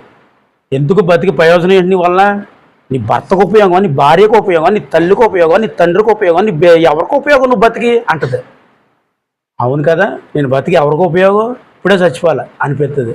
అది అలాంటిదండి, అది అలా పేరేపెత్తుంది. ఎందుకంటే నువ్వు ఒకవేళ నీతిగా నిజాయితీగా విశ్వాసంగా బ్రతికిన ఈ రకంగా సత్తే దేవుని రాజ్యానికి వెళ్ళమని దానికి తెలుసు కాబట్టి ఈ రీతిగా మాట్లాడుతుంది వచ్చి అనిపిస్తుంది. అవును నేను బతికి ఎవరికి ఉపయోగం, ఎవరికి ఉపయోగం లేదు కాబట్టి ఏం చేయాలి ఇప్పుడు? అలాంటి తీర్మానం మన జీవితాన్ని పాడు చేస్తే దేవుని రాజ్యంలోనికి ప్రవేశించకుండా నిన్ను అందుని బట్టి దేవుడి విషయంలో నువ్వు చేయాల్సిన తీర్మానం ఇలాంటివన్నీ నీ ఎదుట ఉన్నప్పుడు దేవా నీకు వందనాలని చెప్పగలగాలి. ఆమె చెప్పండి. ఎలాంటివి ఉన్నప్పుడు? ఆర్థిక పరిస్థితుల్లో ఉన్నారండి, చాలా ఇబ్బందికరమైన పరిస్థితుల్లో ఉన్నారు, తినటానికే ఇబ్బంది పడుతున్నాం, త్రాగటానికి ఇబ్బంది పడుతున్నాం. ఇలాంటి పరిస్థితుల్లో దేవా నీకు వందనాలని చెప్పి బ్రతుకు చూడు. నేనేది ఇదే చెబుతున్నాను. ఇలాంటి స్థితిలో బ్రతుకుట నీ కొరకు బ్రతుకుతానని తీర్మానం చేయాలి. అన్నీ ఉన్నప్పుడు తీర్మానం చేయటం కాదండి, ఏమీ లేనప్పుడు దేవుడి కొరకు బ్రతకాలని తీర్మానం చేసి బ్రతుకువాడే గొప్పవాడు. చెప్పలేదు ఆమెనని? ఆమెన్, హల్లెలూయా. ఏది ఉన్నప్పుడు కాదండి, ఏమీ లేనప్పుడు తీర్మానం చేయండి దేవుడి కొరకు. నువ్వు ఏ పరిస్థితుల్లో ఉన్నావు ఆ పరిస్థితుల్లో ఎలాగైనా పర్వాలేదు, వీటిని నిన్ను సాధించడానికి ముందు నడిచేవాడు నువ్వు కదయ్యా. ఆమెన్. ఆ ముందు నడిచేవాడు మీరేంటి? ఆయన మీ ముందు నడుస్తున్నాడు. మీ సమస్య ముందు ప్రభు ఉన్నాడు, మీ వ్యాధి ముందు ప్రభు ఉన్నాడు, మీ కష్టం ముందు ప్రభు ఉన్నాడు. నీ ఎదుట నిలబడిన అపవాది చేయబడిన ప్రతి క్రియల ముందు నా దేవుడు నిలబడి ఉన్నాడండి. ఆమెన్, హల్లెలూయా. దాన్ని గుడ్డితనంతో మనమే చూడలేకపోతున్నాం. ఒక వ్యక్తిని చూపించాలని మీకు ఆశగా ఉంది, కానీ సమయం అయిపోతుంది. ఒక 10 నిమిషాల సమయం ఇచ్చేస్తే చూపించేస్తాను. అవునన్న వారు మాతో చేతులు చూపించండి. Thank you. ఒకసారి చూడండి, సంఖ్యాకాండం ఒకసారి తీయండి. 22వ అధ్యాయము. ఇది మనకు కావాలా?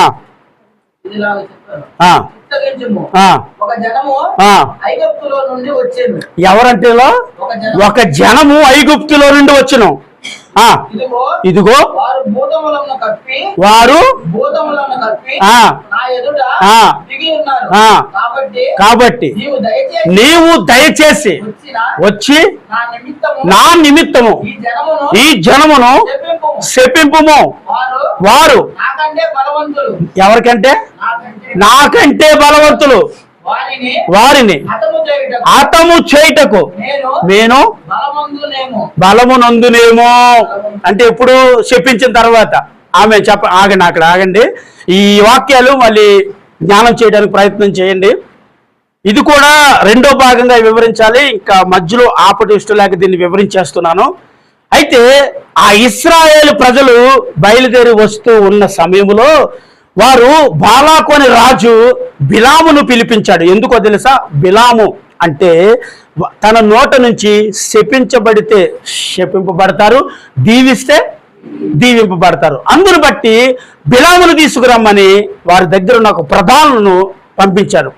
అయితే ఆ రాత్రి వచ్చి వారి ఇంటి దగ్గర బస చేస్తూ ఉంటారు. వారు అడుగుతారు, అడిగితే ఈ రాత్రి మా ఇంట్లో పడుకుంటే దేవుడు నాతో ఏది చెబితే అదే మీకు నేను తెలుపుతాను అంటాడు. ఆ రాత్రి ఆ పనివారు వారి ఇంట్లో పడుకుంటారు. రాత్రి దేవుడు వచ్చి అడుగుతాడు, వీరిద్దరు ఎవరు అంటే, అయా బాలాకు రాజు పంపించాడు, ఇశ్రాయేలు ప్రజలు వీరి మీదకి యుద్ధానికి వస్తున్నారంట, కాబట్టి ఆ ఇశ్రాయేలు ప్రజలను శపించడానికి నన్ను తీసుకుని వెళ్ళాలని వచ్చారంటే, ఆ ఇశ్రాయేలు ప్రజలు ఎవరో తెలుసా? నా స్వాస్యము. వారు శపింపబడకూడదు, వారు దీవించబడవారు అన్నాడు. ఆమె చెప్పండి. వారు శపింపబడకూడదు, ఎందుకంటే వారు దీవించబడిన ప్రజలు అన్నారు. ఆమెన్, హల్లెలూయా. దేవుడే వారిని ఏమన్నాడు చెప్పండి సార్? దీవించబడిన ప్రజలు, కాబట్టి నువ్వు శపించరాదు, వారితో వెళ్ళొద్దు అన్నాడు. పొద్దున్న లేచి మరి ఏమన్నాడు ఆ ప్రభు అంటే, లేదు నేను మీతో రావట్లేదు, వెళ్ళిపోండి, నా దేవుడు వెళ్ళొద్దు అన్నాడు. అన్న తర్వాత మరలా బాలాకు దగ్గరికి వచ్చిన తర్వాత బాలాకు మరొక ఇంకా ప్రధానులను ఇంకా మంచి మంచి ధనంతో పంపిస్తే వచ్చి మళ్ళయ్యా మీరు రావాలి, మీరు వచ్చి ఆ ప్రజలను మీరు ఎలాగైనా శపించాలి, శపిస్తే మేము వారి మీద యుద్ధం చేయగలము, అప్పుడు వారి మీద మేము జయము నొందగలము అన్నారు. అన్న తర్వాత మరి బలాకు ఇప్పుడు బిలాం ఏమనాలి, ఇప్పుడు ఏమనాలండి? ఇప్పుడు రాత్రి ముందు రోజు రాత్రి ఏమన్నాడు దేవుడు? ఆ ప్రజల మీదకి శాపము రాకూడదు, వారు దీవించబడిన ప్రజలు కాబట్టి నీవు వెళ్ళొద్దు అన్నాడా లేదా? మరి వెళ్ళొద్దు అన్నప్పుడు ఇప్పుడు బిలాం ఏమనాలి? నా దేవుడు చెప్పాడు, కిందటి రాత్రి నాతో చెప్పాడు, ఎందుకంటే ఆ ప్రజలతో నువ్వు పోవద్దు, వారు దీవించబడిన ప్రజలు, వారు ఆశీర్వదింపబడిన ప్రజలు అని చెప్పాడు అనకుండా, సరే ఈ రాత్రి మళ్ళీ మా ఇంట్లో పడుకోండి అన్నాడు. సరే ఈ రాత్రి మా ఇంట్లో పడుకోండి అంటే ఆ రాత్రి పడుకుంటే మళ్ళీ దేవుడు వచ్చాడు. ఎవరు? దేవుడికి తెలియక కాదు కానీ ఎవరు అంటే, అయ్యా మరి మళ్ళీ బాలాకు కౌరు పంపించాడు, మరి రమ్మన్నాడు, మరి వెళ్ళాలి కదా, మరి దేవుని నీ చిత్తాన్ని కనుక్కోవటానికి అంటే ఆల్రెడీ చిత్తాన్ని చెప్పినవాడేగా ఆయన. అప్పుడు ఈయన అన్నారు తెలుసా, సరే లేచి నీవు రేపు వారితో, అదేంటి ముందు రోజు రాత్రి ఏమన్నారు ఆయన? వద్దన్నారు. మళ్ళీ ఈ రోజు మళ్ళీ ఆ ఇంట్లో వాళ్ళు పడుకోబెట్టుకుంటే మళ్ళీ ఏమన్నాడు అంటే, ఇక్కడ ఈయనకి ఏంటంటే ధనమనే ఆశ కలిగింది. వీరితో వెళితే సమృద్ధిన ధనము, సమృద్ధిన బంగారం కలుగుతుందన్న ఆశ తను మళ్ళీ రాత్రి ఇంట్లో పెట్టుకున్నాడు. పెట్టుకుని దేవుడితో మళ్ళీ సంభాషణ చేసేటప్పుడు దేవుడు మళ్ళీ ఏమన్నాడంటే, తిరిగి నీవు వారితో వెళ్ళు. ఉదయాన్నే లేచాడు, గాడిదని తీసుకున్నాడు, ప్రయాణం అయ్యాడు, వెళుతూ ఉన్నాడు. ఆ వచనాలు ఇంటికి వెళ్ళిన తర్వాత చదువుకోండి.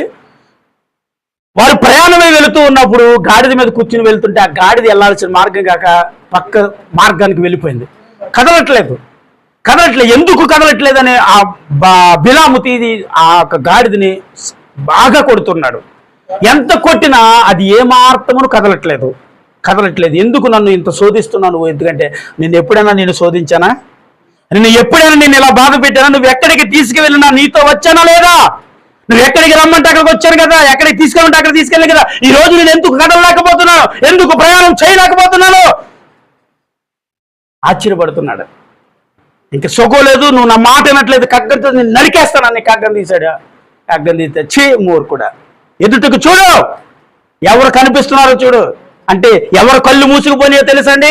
బిలాము కళ్ళు మూసుకుపోని గాడిద ఎదుట దేవుని దూత ఖడ్గం పట్టుకుని నిలబడింది. సపడి పట్టనందరూ. ఆ గాడిద ఎదుట దేవుని దూత ఖడ్గముతో నిలబడి ఉంది, వెళ్ళకుండా నిలబడి ఉంటే దానిని జయించడం నా వల్ల కాదు, నేను వెళ్ళలేకపోతున్నానంటే ఆ గాడిది చెబితేనే కానీ బిలాముకు నేత్రములు. ఎందుకంటే ఇక్కడ ఏం ఆశ ఉంది? ధనం అనే ఆశ ఉందండి. ఏదో సంపాదించేద్దాం, అక్కడికి వెళ్ళి వాళ్ళని చెప్పించేస్తే బాగా బంగారం డబ్బు ఇస్తాడు అని వాటిని బట్టి వెళ్ళాడు. కానీ దేవుడు వెళ్ళేటప్పుడు బిలాముతో ఏమన్నాడు తెలుసా? అక్కడికి నువ్వు వెళ్ళిన తర్వాత నేను ఏది చెబితే అదే నువ్వు మాట్లాడాలి. బిలాము చెప్పాడు, కానీ దేవుని దూతను ఎందుకు పెట్టాడు? దేవుని మాటను వ్యతిరేకించి ఆ ప్రయాణానికి రెండొక్కసారి దేవుని పరీక్షించడం వల్ల. అందుకని అంటాను, దేవుణ్ణి పదే పరీక్షిస్తూ ఉంటాం మనం. అలా చేయొద్దు, తప్పు. దేవుడు ఇది ఇది ఇచ్చాడండి, దేవుడికి వందనాలు అన్నాం. మళ్ళీ ఇంకోటి కావాలి, మళ్ళీ అది ఇవ్వలేనప్పుడు మనం ఏమంటాం? అది కూడా ఇస్తాడు అనుకున్నానండి, ఇవ్వలేదు అంటాం. తప్పు. దేవుడు నీకు అవసరమైంది కాబట్టి దేవుడు దానిని ఇచ్చాడుగా. ఇప్పుడు దేవుడు బిలాముకు ఎంత కావాలో అంత ఇచ్చాడుగా. అయితే దానితో తృప్తి చెందకుండా ఉన్నదానికి ఆశపడి దేవుని మాటను మరొకసారి విని ప్రయాణమై ముందుకు వెళితే దేవుని దూత అడ్డుగా వస్తే ఆ కళ్ళు చూడలేకపోతున్నాడే. గాడిదకి కనిపిస్తా ఉందండి. గాడిద చూస్తా ఉంది దేవుని దూత. ఒక అడుగు నేను ముందుకు వేయలేను, ఎందుకంటే దేవుని దూత నిన్ను వ్యతిరేకించలేను. దేవుని మాటను వ్యతిరేకించావు.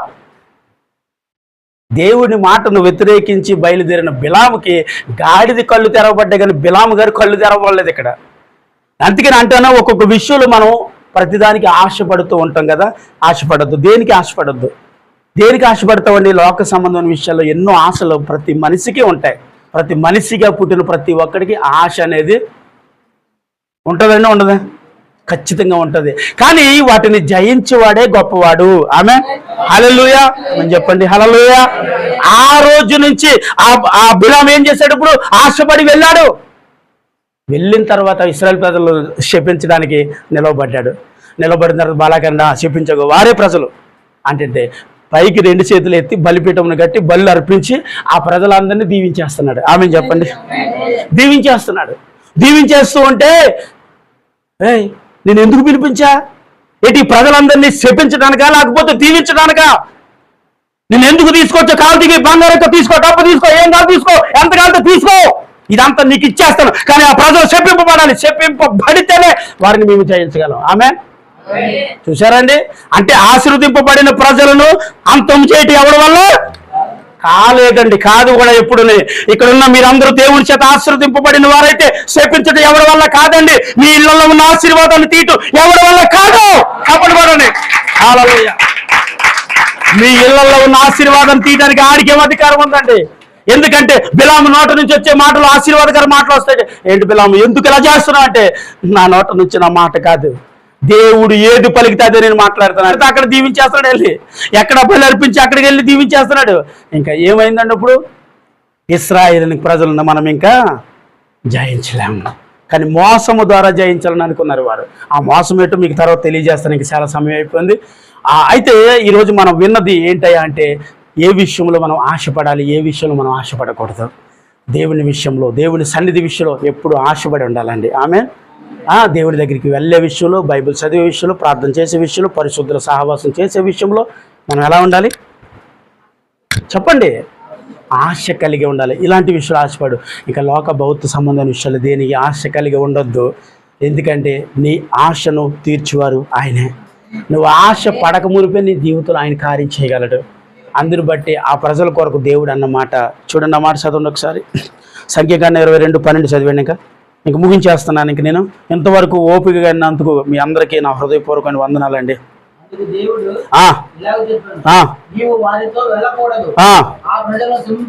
ఆ ప్రజలను శపించకూడదు, వారు ఆశీర్వదింపబడిన వారు. ఇప్పుడు చప్పట్లు కొట్టండి.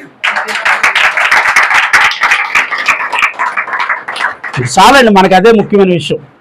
నువ్వు అక్కడికి వెళ్ళావు, ఒకవేళ వెళితే వారిని నువ్వు శపించకూడదు. ఎందుకంటే ఆ ప్రజలు ఎవరండి? ఎవరు ఆశీర్వదించారండి? దేవుడు ఆశీర్వదించేశాడు. నేను ఆశీర్వదించబడిన ప్రజలు వారు. ఒక్కసారి దేవుని ఆశీర్వాదం మీ మీదకు వస్తే నేను అంటాను, తీసివేట అసాధ్యము. ఆమె ఎవరి వల్ల అవుదండి? అది మీ మీదకు వచ్చే ఆశీర్వాదాన్ని తీయట ఎవడ వల్ల కాదు, ఒకడి వల్ల అవుతుంది. నీ వల్లే నీకు అవుతుంది. అంటే మళ్ళీ సాతాను జోలికి వెళ్ళొద్దు, ఇంకా నీ వల్లే అవుతుంది. నీ స్థితి, నీ ఆలోచన, నీ పరిస్థితి మారినప్పుడే ఆశీర్వాదం పోతుందేమో, కానీ నీ ఆలోచన దేవుని యందు ఉన్నంతసేపు దేవుని చేత ఆశీర్వదింపబడిన నీవు. ఇక్కడ ఆశీర్వదింపబడిన వారని చెప్పాడే లేదా దేవుడు? కానీ కానాల్లోనికి వెళ్ళారా వీరందరూ? అందుకే చెప్తున్నాను, మన స్థితిని బట్టే దేవుడు మనలను ఆశీర్వదిస్తాడు. ఆమె కాబట్టి ఇక్కడ ఉన్న మన అందరినీ దేవుడు అట్టి రీతిగా, అనగా ఆయన రాజ్యములో, అనగా ఆ పవిత్రమైన, అనగా ఆ పరిశుద్ధమైన, అనగా ఆ ఆశీర్వాదకరమైన స్థలములోను మనందరము ఉందుముగాక. ఆమె కొద్ది మాటలు నా ప్రభు దీవించను గాక. మోకరించండి. ఇక ప్రార్థన చేసుకుని సమయాన్ని ముగిస్తాను.